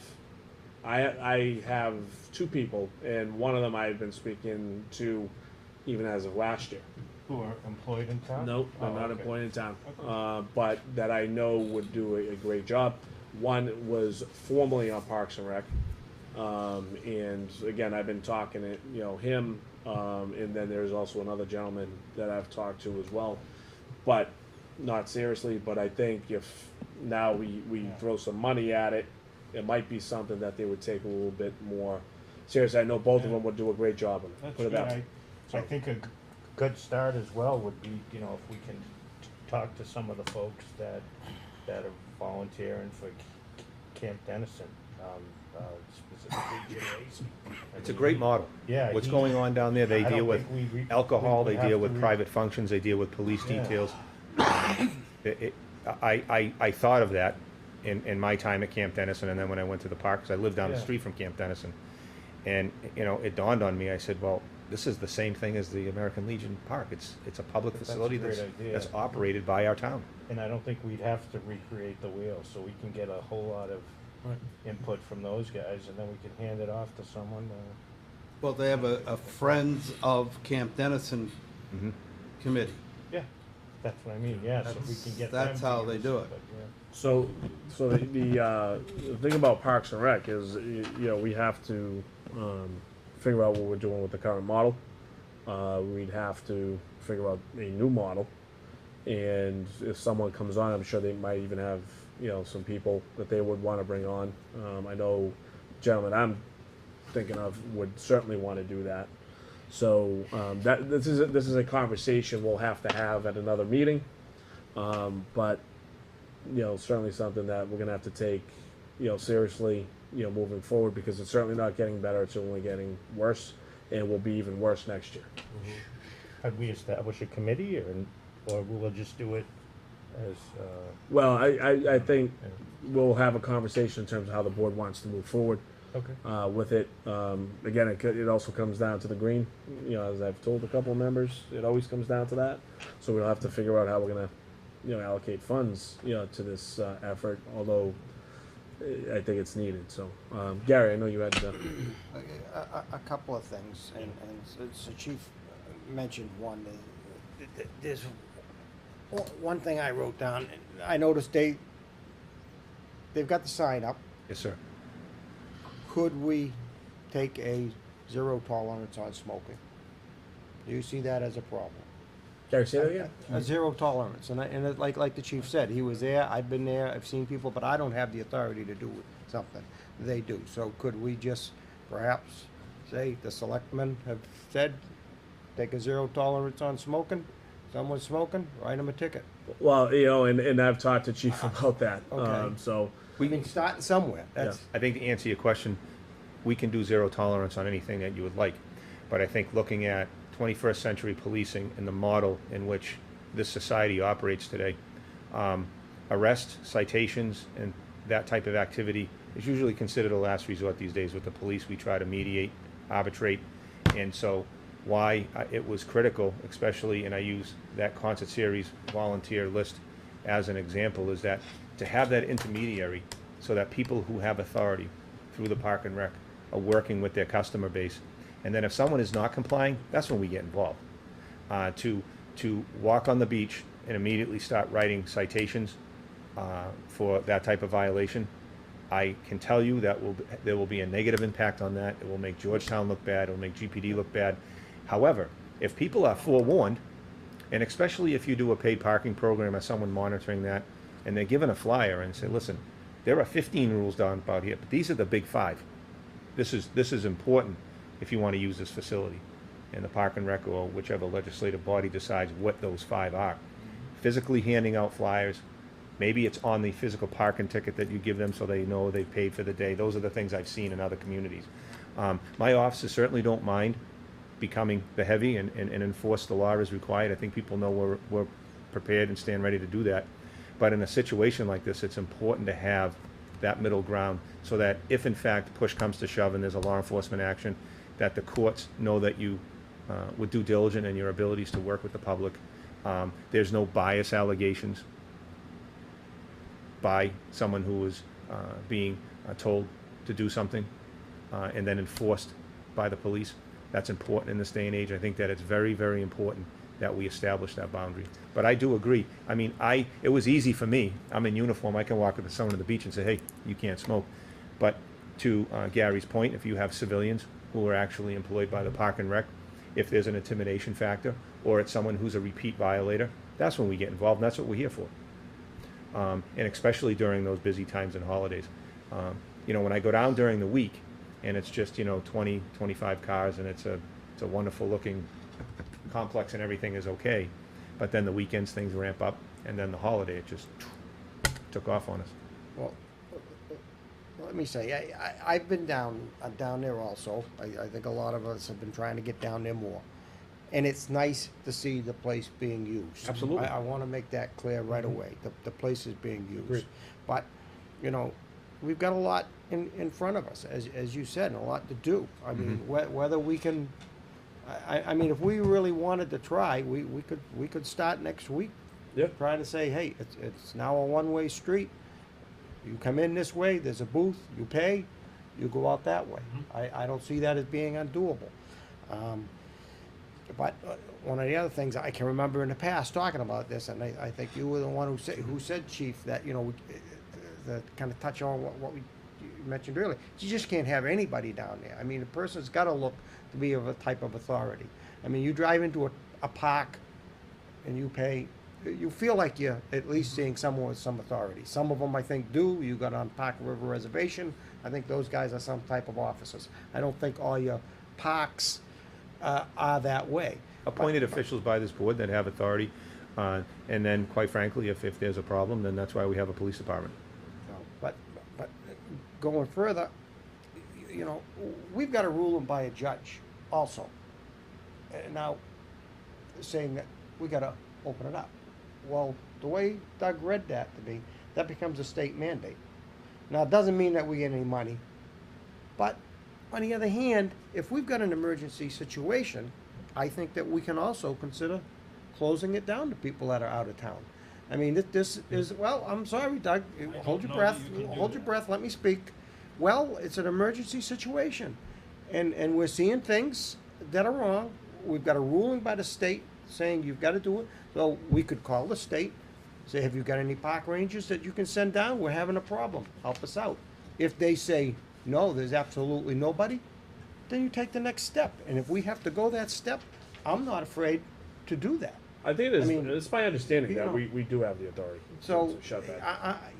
it's not what I want to do. I said, I'm I could happy shut to that see it facility being down if used. I, You at any. close the entire higher thing. Well, yeah, I'm not saying Everybody. close the Right. entire thing, but if we have to do that, like you say, if you've got concerns, come the next thing, and it's gotta get done, it's gotta get done. But if we could set somebody up there, it's gonna cost some money, but it may pay for itself, and we only allow a certain amount in there, and as you say, but that's a lot. It can be done, but you're talking, okay, who's coming in? You're talking scheduling, who's coming in for the pickleball tournament, the mush ball tournament, who's coming in to play tennis, okay? Who's coming in to use the beach? And as you say, what is the number that the beach can hold?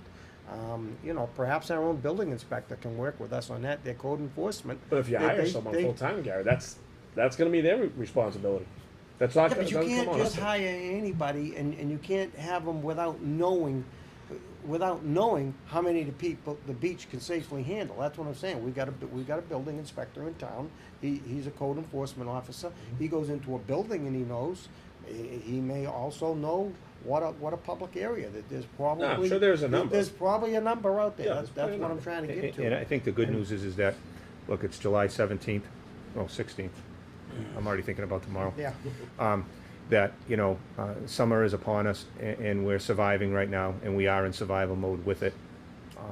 Reluctantly, I didn't want to have to say that for this year, but moving forward for next year, that we come up with a very aggressive plan and make this what we want it to be as a community. I think, when you speak to people, I spoke to a lot of people down there, and I speak to people in our town like you do every day. I think, they want the park open to all because they like to go to visit other parks and other communities.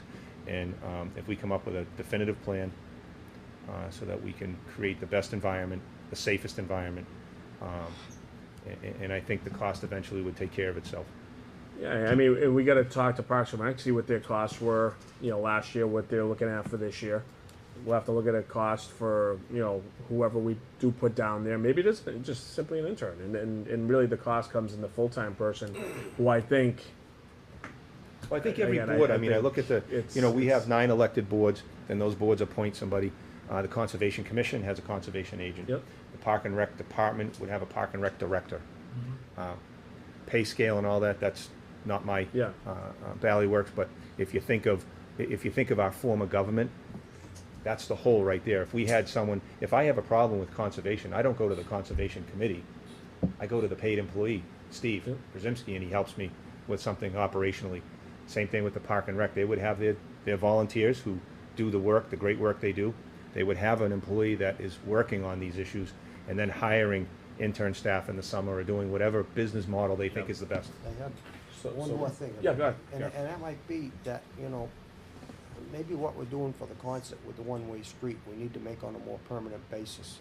And if we start, maybe we put together the traffic study committee, because if we're gonna put someone in a gate, this is where you're coming in. Yep. And you can't come in and have them coming in the back way either, so if that was It made. works well. If that was made a one-way street, Mm-hmm. okay, now people can't come in that way.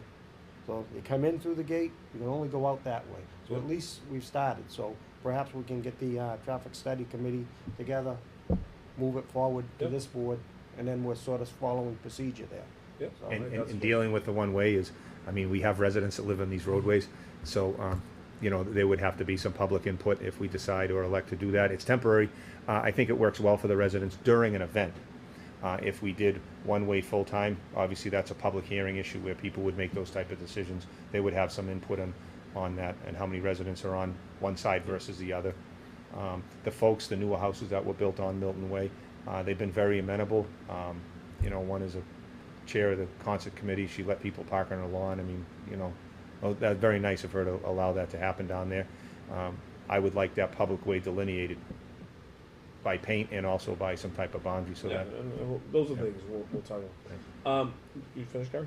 Yeah, thanks. So, two things that I also wanted to add. So, number one, have you given the police department, have you given any citations at all? Oh, warnings. No. All right. So We've had nobody confronted, when someone's confronted with what they're doing. So in all honesty, I'm going to say I disagree with that. I know you and I have talked about that. Yep. Because you have it on the sign. That's why I disagree with it. Because people are looking at this sign saying, all right, if you can, what does it say? You can or you will be imposed $100 and blah, blah, blah. If you're not bylaw giving any cited at the bottom and citations, is- yeah. then people look at the other stuff and they're like, they're not giving any citations anyway. We're going to bring a dog. We're going to smoke because the police, they're being nice, right? They're being nice. They're just giving us warnings. Whereas if I think if you start giving some citations, people are now taking it a little bit more seriously as far as what's on that board, saying, okay, these are the rules, and hey, you know what, these guys mean business. They're giving citations out. All right. So I know you want to be nice. Well, it's not, yeah, I know, but I also think it's counterproductive. And again, you and I don't mind saying it because you and I have already discussed this, discussed and we're going to agree to disagree. But I truly do think that you guys have to think about maybe giving some more citations and kind of letting people see you doing it. Whether they get paid or not, who knows? I mean, they probably they'll get won't, paid. but If you know someone's what? issued a violation, they'll be paid. Well, one It's way or another, but similar to a dog license violation, and folks who are on TV who know if you don't pay, and it has nothing to do with money, it has to do with safety. yeah. Licensing of animals, and quite frankly, if that's the case, I will convey that message, and I will be responsible for that message. I just want it done properly and done right, Yeah. for the betterment of our community and the police department. I just want to make sure that if we're going to do it, I do agree. I don't like scofflaws either. It's my job. It's my business. But this is a sensitive issue only because of the lack of enforcement, not by the police, but by the operational standards of that property. And I've seen that time and time again in court. And I just want to be sure that you entrust me to do it right. I want to do it right for you, that's all. I want to make sure we do it right. At a school, it's known the whole area is a smoke-free zone.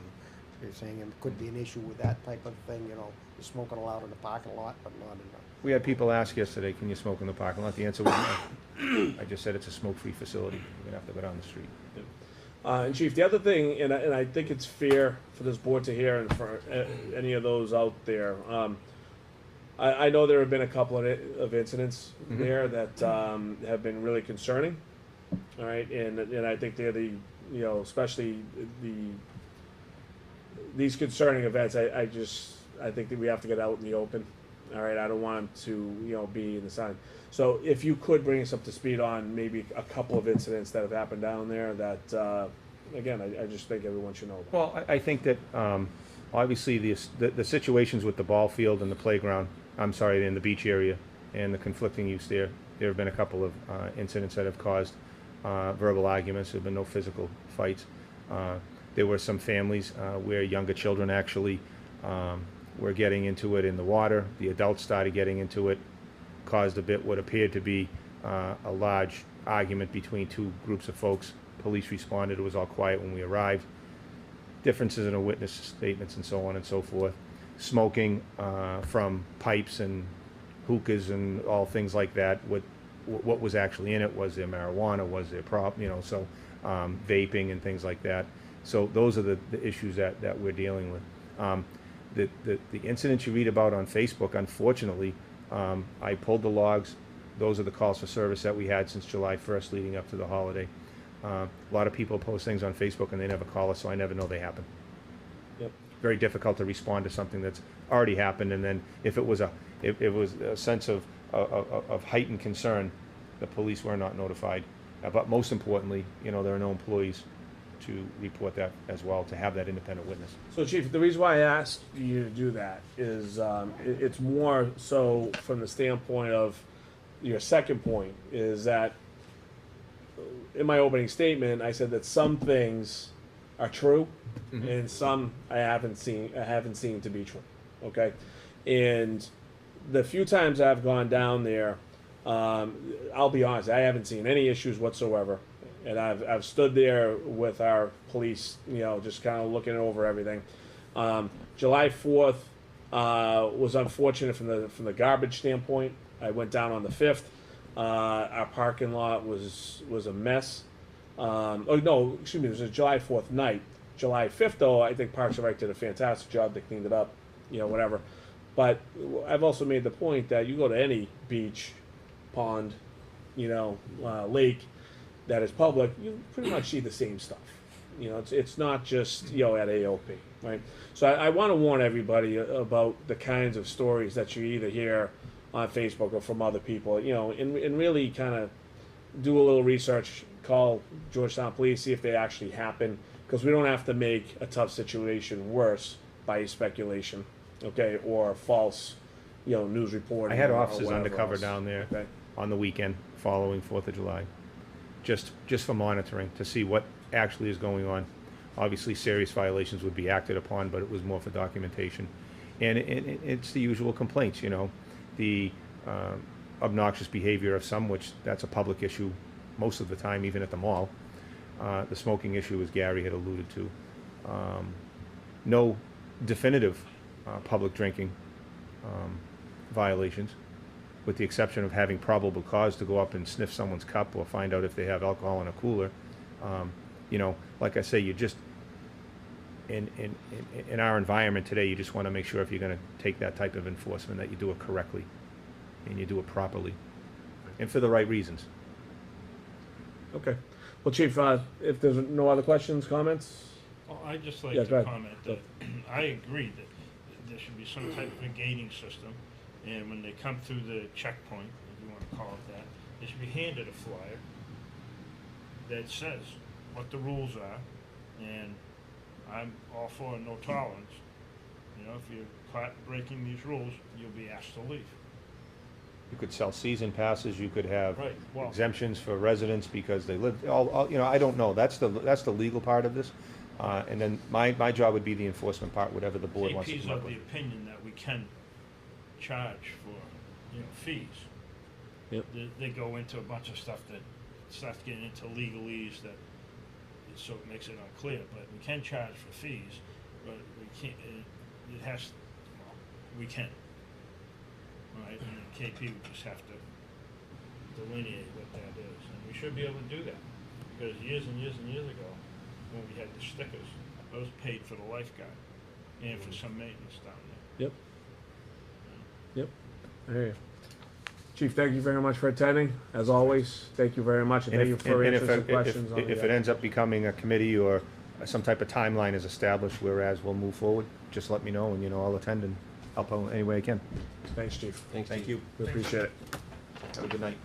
Thanks. You too. Thank you. We need to, engage Park and Rec on this. Yeah, no, I know, and, but see, the problem, Doug, is we have in the past, I know. and, we've gone absolutely nowhere, and again, I voiced my opinion last year, and it got us absolutely nowhere, but, Well, we just you know, gotta I tell 'em kinda what we're stayed gonna back. do. You know, If we're gonna come up with a plan, we gotta tell them what Yeah. we're gonna do. Yeah. They are a commission appointed mhm, by the Board of Selectmen. mhm. You know? Well, and again, I'll mention, I mean, Jimmy, even when he was before us last year, said, time has come that, you need a full-time person in there. Even he said It it. is, it's gone beyond the ability Yep, that we have. yep. So, with that, we'll, we will talk to him, Doug, and, we'll make sure we throw it on the table, and to Gary's point, we'll start right away, because if we are gonna go down that road, we gotta then talk to FinCom and see how we pay for the position, and, and Mike has to, do some due diligence, and, and really, I think that would be our first step anyways, to not only know how much we had, but to figure out who we were going to move forward with, so. Yeah. So anyway, all right, moving forward, gentlemen, why don't we get to the minutes, get those approved? Why don't we start with the minutes of June 11th? Does anybody have any comments on that at all? Just that, this is one that we asked Janet to go over and make changes, and she's done that. Yep. Mr. Chair, Yes, sir. I'll move to accept the minutes of June 11th, 2018 as printed. Second. Okay, motion and a second, further discussion? Okay, all those in favor? Aye. Aye. Aye. Okay, those are done. Okay, June 25th. Mr. Chair, I move, recommend the acceptance of the minutes of June 25th, 2018 as printed. Second. Okay, we have a motion and a second. Any further discussion on those? Okay, all those in favor? Aye. Okay. Thank you, Steve. All right, so the minutes are out of the way. So we have a correspondence from the Georgetown Water Department. So if I could, I will just read that quickly for our audience. This is the Georgetown Water Department. We are under a mandatory outdoor watering ban due to severely low water levels at 2 well sites. The Georgetown Water Department has instituted an additional mandatory water ban effective immediately. Until further notice, outdoor watering will be allowed on Monday and Thursday only from 7 o'clock to 10 o'clock at night. Water Department staff, let me be specific, 7 p.m. to 10 p.m. as noted on here. Water Department staff will monitor the community, and violators will be notified, fined, or taken off the system. Penalties are: first offense, warning of noncompliance. Second offense is a $50 fine. Third offense is removal from the water system. It is critical to comply with this ban for the safety of the community. We apologize for the inconvenience and appreciate and request your cooperation. For additional information and updates, visit our website at www.georgetownma.gov/water-department or call 978-352-5750. Thank you. Mr. Chair, may I? I have received a couple of calls and maybe a couple of instant messages from people that are of the opinion that those facilities in the community that operate on private wells are still using water from the same water table, and thus they believe that all entities, residences in the community should have a, at least the use charge that the water department charges. I don't know if we can do anything like that. I said I would bring it up, and that's something that we'd have to ask the water department. Yeah. But it is, and then I was told someplace had actually done that, and I forget where it was. But, I don't even know how many wells there are in the community. Yeah. I don't know that there's that many. Mike, do you know, by any chance? Have no idea, I'll make a Board of Health. inquiry. But I did say that I would bring it up. No, and I and saw, air it, you know? yeah, I saw those communications, Well, there was some. and actually, I think there were a couple inappropriate, comments that were made, there even on, always are. on social media. I Right. thought one was completely ridiculous. Mhm. That But I got took every tel- part of me not to respond, What I'm but, saying to you is I got telephone calls yeah, from people, and I told them that I would bring it up. okay, I Gary. don't respond to Well, that. just, Facebook. you know, I keep a small garden, and so I called today just to find out about watering vegetables and that, and they said that watering with a handheld watering can is okay. Because I know that there were some of the things that had come out before were kind of specific and had more than this. I think this is a little weak in the way it's worded. You know, they said I can't go out and water with the hose my vegetables, but I can fill up the watering can with the hose and then go water the vegetables, I watering can guess. has a hose Because attached? they tend to sometimes around 1 or 2 o'clock kind of look Yeah. kind of bad, and they need water. So, you know, so I mean, it's, 'cause I was concerned at first, that, gee, is this just like a, you know, I know we've kind of changed, we got a new director down there and that, well, are we into a money grab? You know, $50 fines and that, so. But they did say that you can still hand water. Yeah, I mean, I think it's the levels of water, and for people, that want to do their lawns, every day or every other day or whatever. I think that's the major. On the other hand, you gotta say that to Steve's question earlier, I mean, we've got places coming in that are cultivating, they're inside, they're using water, and we questioned them that night about, oh yeah, we've got the water. Matter of fact, if they use a lot of water, that's great because they pay more. The more water you use, the higher your rate. Yep. So it'd be nice to know where a lot of, I think some of this is also state-driven mandates, but, Well, I'll be honest, what's I a mean- facility like that gonna do if they get told they've got millions of dollars worth of crop? Oh, you can't water them anymore. Well, they're indoors. Well, it's funny you say that because my next point was that it seems like every community I see is under some kind of mandatory, stuff. So I think to your point, I think it might be the state. I believe it is. It's the watershed. But I've also, are we down one well? Yes. Yeah. So we're down one well, and there was a proposal to drill a new one. That was mentioned, that's in our minutes, that when they were here and talked about that. Right. I forget if it was a new one or were they gonna try to redo one, 'cause sometimes Yeah, I forget what it was. Okay. They were gonna rehabilitate the yeah. existing. Okay.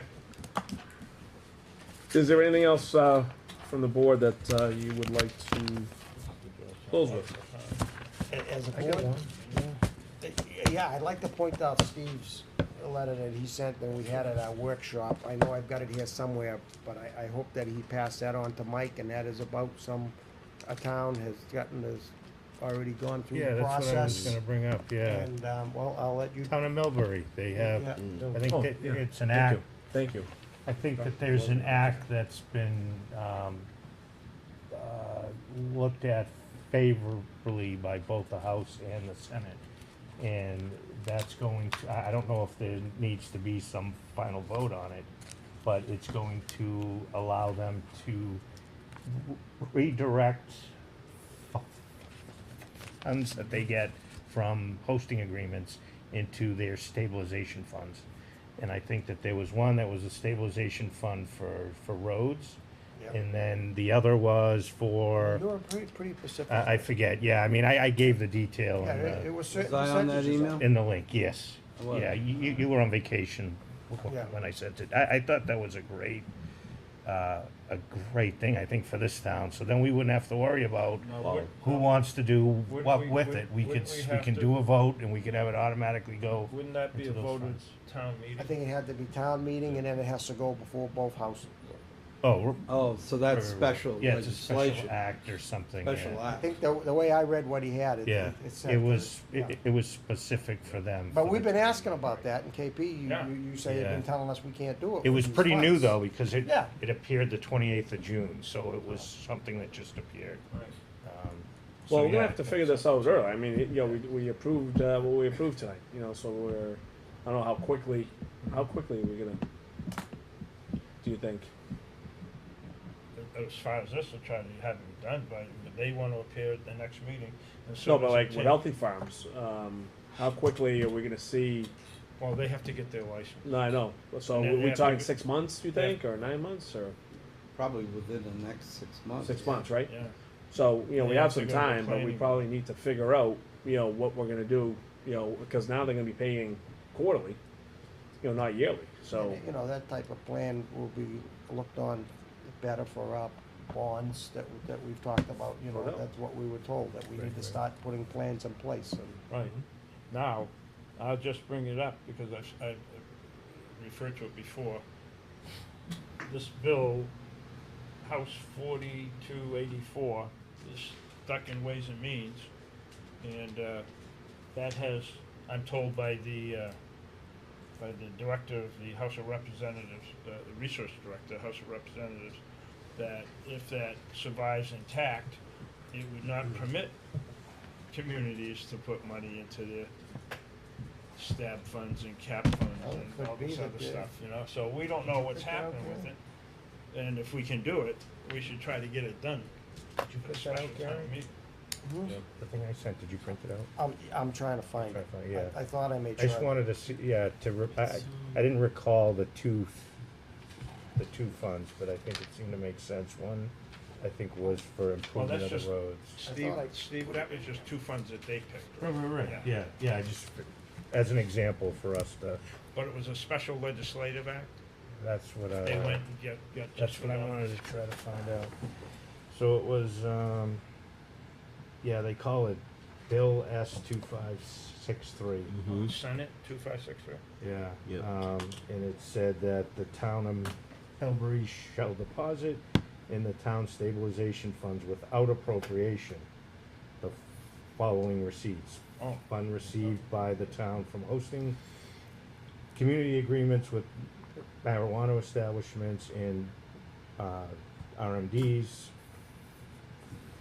Funds received by the town from local marijuana sales tax payments and unrestricted funds received by the town from the Commonwealth from marijuana-related taxes or other marijuana-related revenues. And then they were putting it in, so 50% was going to go into the road infrastructure stabilization fund, and the other 50 was going to go into the stormwater improvement stabilization fund. So. And that must be funds they already have. Yes. So that's what they did, but yeah, I mean, it included other things besides those. Right, well, So it's interesting sales that you tax said and all without that. appropriation. Yeah, so Well, because that was what they made, the special law, that if we at the town meeting decide that we can do this, then we don't have to go back every year at every town year, meeting it's just an and do automatic this. It's payment just, yeah. that gets, that gets deposited in those accounts, so. Well, thank you for that, Yeah, Steve. thanks.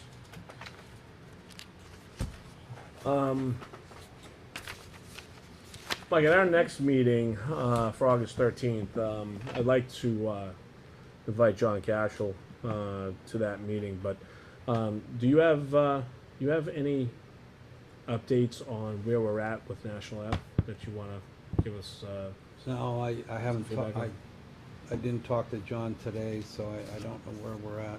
Okay, so, so from my standpoint, gentlemen, I've talked to John a couple of times over the last couple of weeks. We're still waiting for that, you know, the final, kind of back chapters of the report, you know, on that land.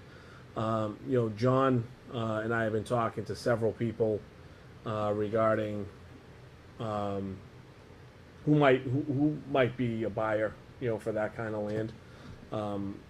It's kind of spells it out in that report, but we have to get specific to, kind of talking to the right people, alerting people that the land is going to be available at some point in time, hopefully sometime soon.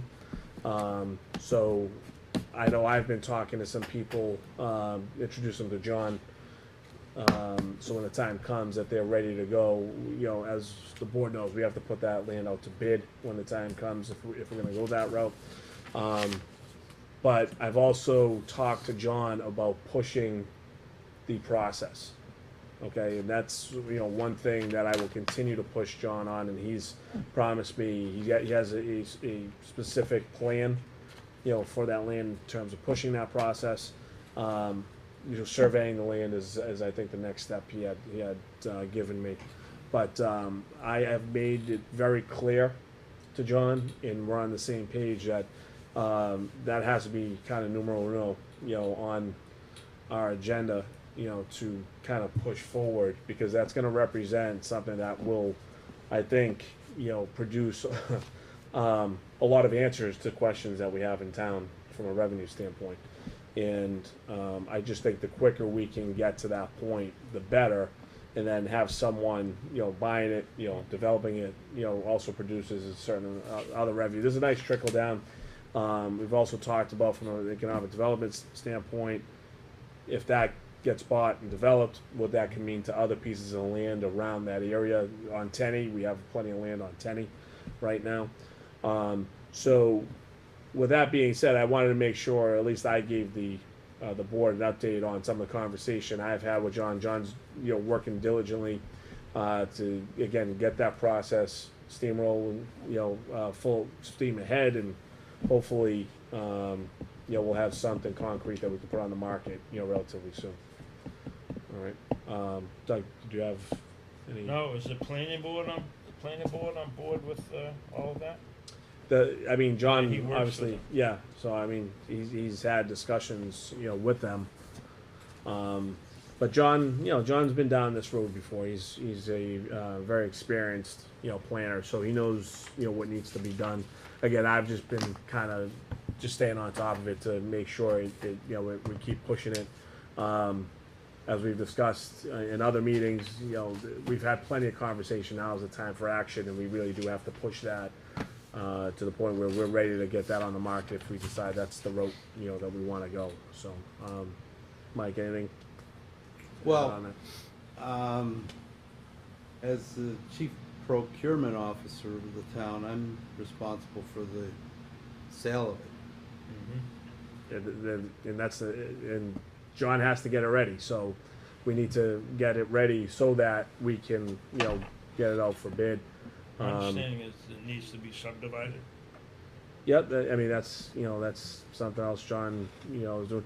But like I said, I'm talking to John specifically to get these things done, quickly, so that we can get out there. But in the meantime, again, if you have some folks, I know you're in the real estate, area. If you have some commercial realtors, that it might be a good idea to alert them that this is a piece of land that might be very coveted, to a lot of businesses being where it's situated.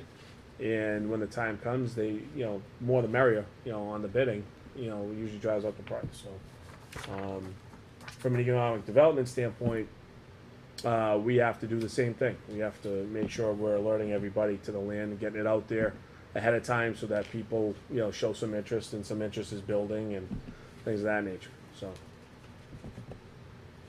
No, that's a good update, because I thought the last time I spoke to John, I know his sentiment was, let's not be in a hurry. This is a valuable piece, let's do it right. But that Well, may have changed. we certainly want to do it right. Yeah, yeah. We're not saying not do it right, but it has to be a very important piece of, what he's doing moving forward. Sure. We can't put it on the third stack, anymore. It has to push forward. And again, I know we're waiting for this final report too. Do you know when that's due? No, I don't. See, I keep hearing that is due soon, whatever soon is, but once that's out, I'm sure that we'll have a better semblance of that. But Yeah, and I think he's also working with that consultant on the downtown. downtown is right. As well, so we've used that money. Yep. I think that we got for a grant, and he should be having that. That'll Pretty probably soon. be ready before the Yeah, National Ave report. yeah, so. But in the meantime, I mean, read the, if you haven't done so, read the first part of the report that he sent out, because it pretty much spells out good, it provides a good sentiment of who might be interested in that land. And again, Is I that think in our it's, emails, or? yeah, John sent Do we that have out. email? to We do, email, right? okay, Like a couple weeks ago. a couple Yeah. weeks, okay, I'll check that. Yeah, it's pretty in depth with more to come, but it's good. Mike, the other thing I wanted to bring up, the house that needs to be torn down, where we at? Yeah, I talked to the contractor before I went on vacation, and he had to recalculate the tipping fees for the demolition, and then talk to Peter. Peter was on vacation too, so. Yep. I told him my time plan was July, and he said he was pretty sure he could accomplish that, Okay. so. That thing can't Another- get torn down quick enough for me. Another 2 weeks, hopefully, 2 weeks until what? till it's. Until it's gone, or until this guy gets, No, till it's gone. until it's gone? All Are right, you gonna try to fantastic. keep the granite?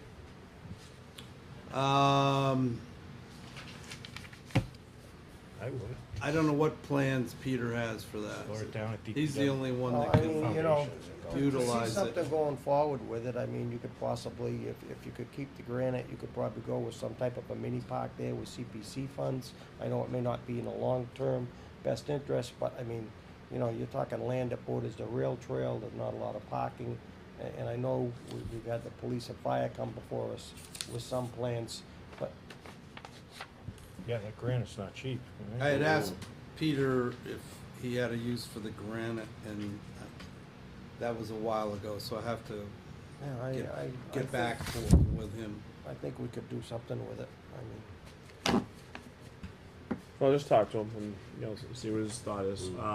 Okay, so I think those are the couple of things that I wanted to throw out there. Anybody else? No? I've gotta bring something up, yes. Okay, Since our next meeting isn't until August 13th. Yep. And I'm gonna say this publicly, Mr. Chair. My name is on a summons, as is the rest of this board, and we have not had any meeting on it. Yep. And I have not received anything other than an email from Mike, through Mike from K&P saying, don't worry, they're taking care of it. Well, I'm about ready to answer that myself, so that I am not in any violation.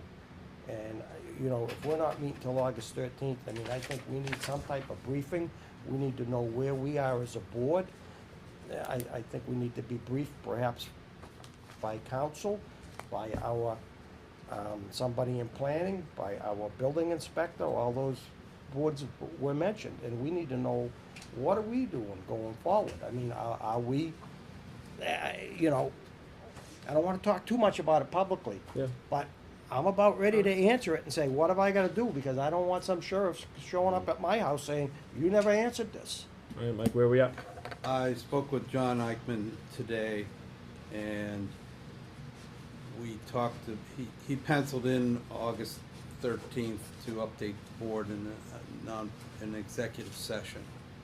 He is responding to the summons. So he's getting extensions, I take it. No, he'll have the response in. Can I see some of these things so I feel a little better? I mean, When he files it, I can only share it to you in the executive session, though. So do we want to, to Gary's point, it's a valid one. Do we feel as a board that we do need to have an executive session before our next meeting? Well, I don't think he's gonna be ready to update you He's not, okay. until then. Okay. He's So what you're saying working- is, he's working on the answer, and I so he is in don't contact you with the don't other. have anything to Okay, be concerned about. so he is in contact with the other party. Yes, with the other. So they don't, attorney. attorney, right, so Yeah. they don't feel like we're, pushing this, because I think, Gary, that's what your concern is, that we're just to respond brushing to this certain under the rug, right, so. Well, We're we in- just got the summons last week. So the Yep. clock just started ticking. What is Agreed. it, 20 days, is that what it is? Agreed, we Complete got, or we got, 30. 20 or 30 days, so we're still we good. got another one, but that Three, one's probably a week and a half out there now. If my memory is correct. The town just got it last week. Okay. It's under control. You have nothing to worry about. Famous last words. I'm kidding. All right, so. say that, I really did, but. No, I mean, I hear you. the attorney needs some type of direction, and we need some type of briefing as to how we move, and that's how we've, from my memory, that's how we've done this in the past. We've been in there at executive sessions before with the attorneys saying, what do you wanna do? You wanna go forward? Do you not wanna go forward? And that type of thing. We've had none of this. And quite frankly, I haven't been asking a lot of questions because I don't wanna start doing that at this point and make matters worse for myself by now trying to find out a lot of questions. So to me right now, I'd feel a lot better if I had something from an attorney instead of, I'm sorry, Mike, just conversation with you saying, don't worry about it. I mean, if this was me personally, which it is, I would have my own attorney and I'd be talking to him and I'd understand a little better about it going forward. Is it possible, if I could make a suggestion, is it possible to ask for an update and just forward that email off to the board? No, then it's a public record. Or forward off an I'm sure email that there's something says, that he could I got it taken care of? forward Yeah, to us exactly. saying that It's on me.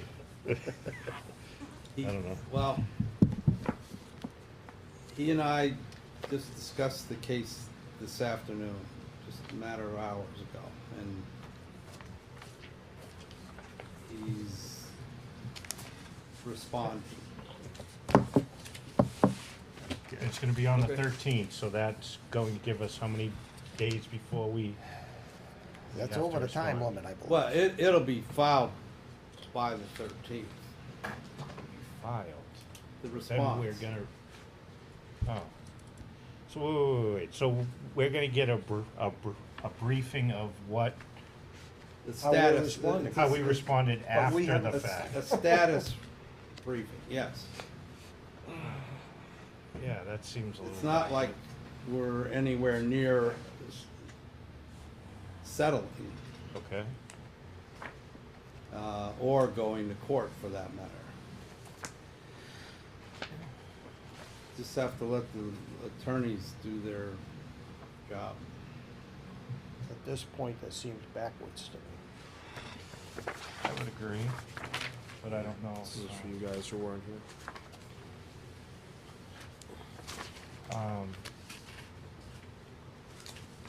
Just for our discussions later. Yeah, the only thing I guess that we could do is just request if he could have, if we could have a meeting earlier, just to touch base with him and give us a summary and executive session of what's happening and what he plans on doing. I don't know. Does that make the board That would feel more make me feel comfortable? better. I'll talk to him tomorrow. Does anybody else? I'm sorry, I actually missed that. If, so it sounds like that the response is gonna be sent, and then we're gonna have a meeting, an executive session to hear about it, Yep. as opposed to the other way around. Other way around, yep. So, does the board feel that we should have a meeting before they file their response? Well, that's what I just said. Yeah. Should we have some kind of executive And session I'm asking, before yeah, the everybody. 13th? So what do I people think we should. Think we should? Agreed. Yeah, agree. So you're in, okay? I mean, but hold on. But then again, Mike said there's not gonna be much to offer up at the executive session. So do we want to call an executive session where Attorney Eichman has nothing to offer? So it depends on when we call that, because when is the expected filing? Did you say already? I don't, All right, so how about this? Why don't we do a little both?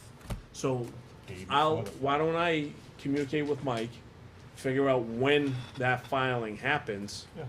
Okay, then we need to post, when we need to post for an executive session. And then we'll invite, Attorney Eichman in and he can come in. So we'll have to play it by ear until that's filed. But, when it's filed, we can have him in. I have no problem with it.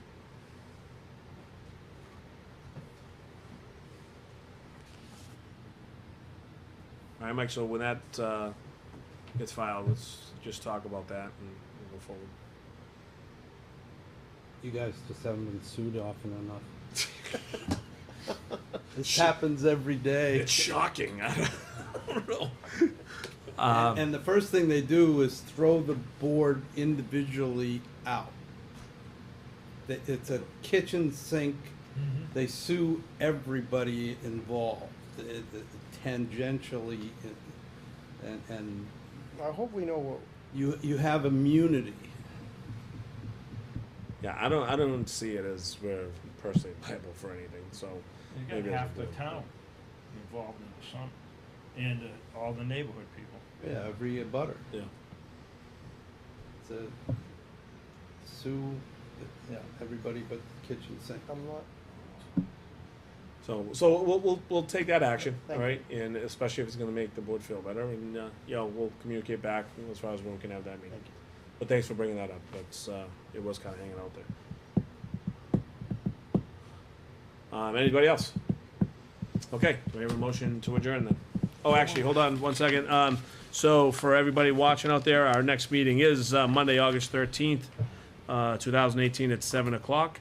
If anybody has that motion, we will adjourn. So moved. second. Okay, motion is second. Any further discussion? If not, all those in favor? Aye. Aye. Good night, everyone. Very much. Mr. Chair, Joe.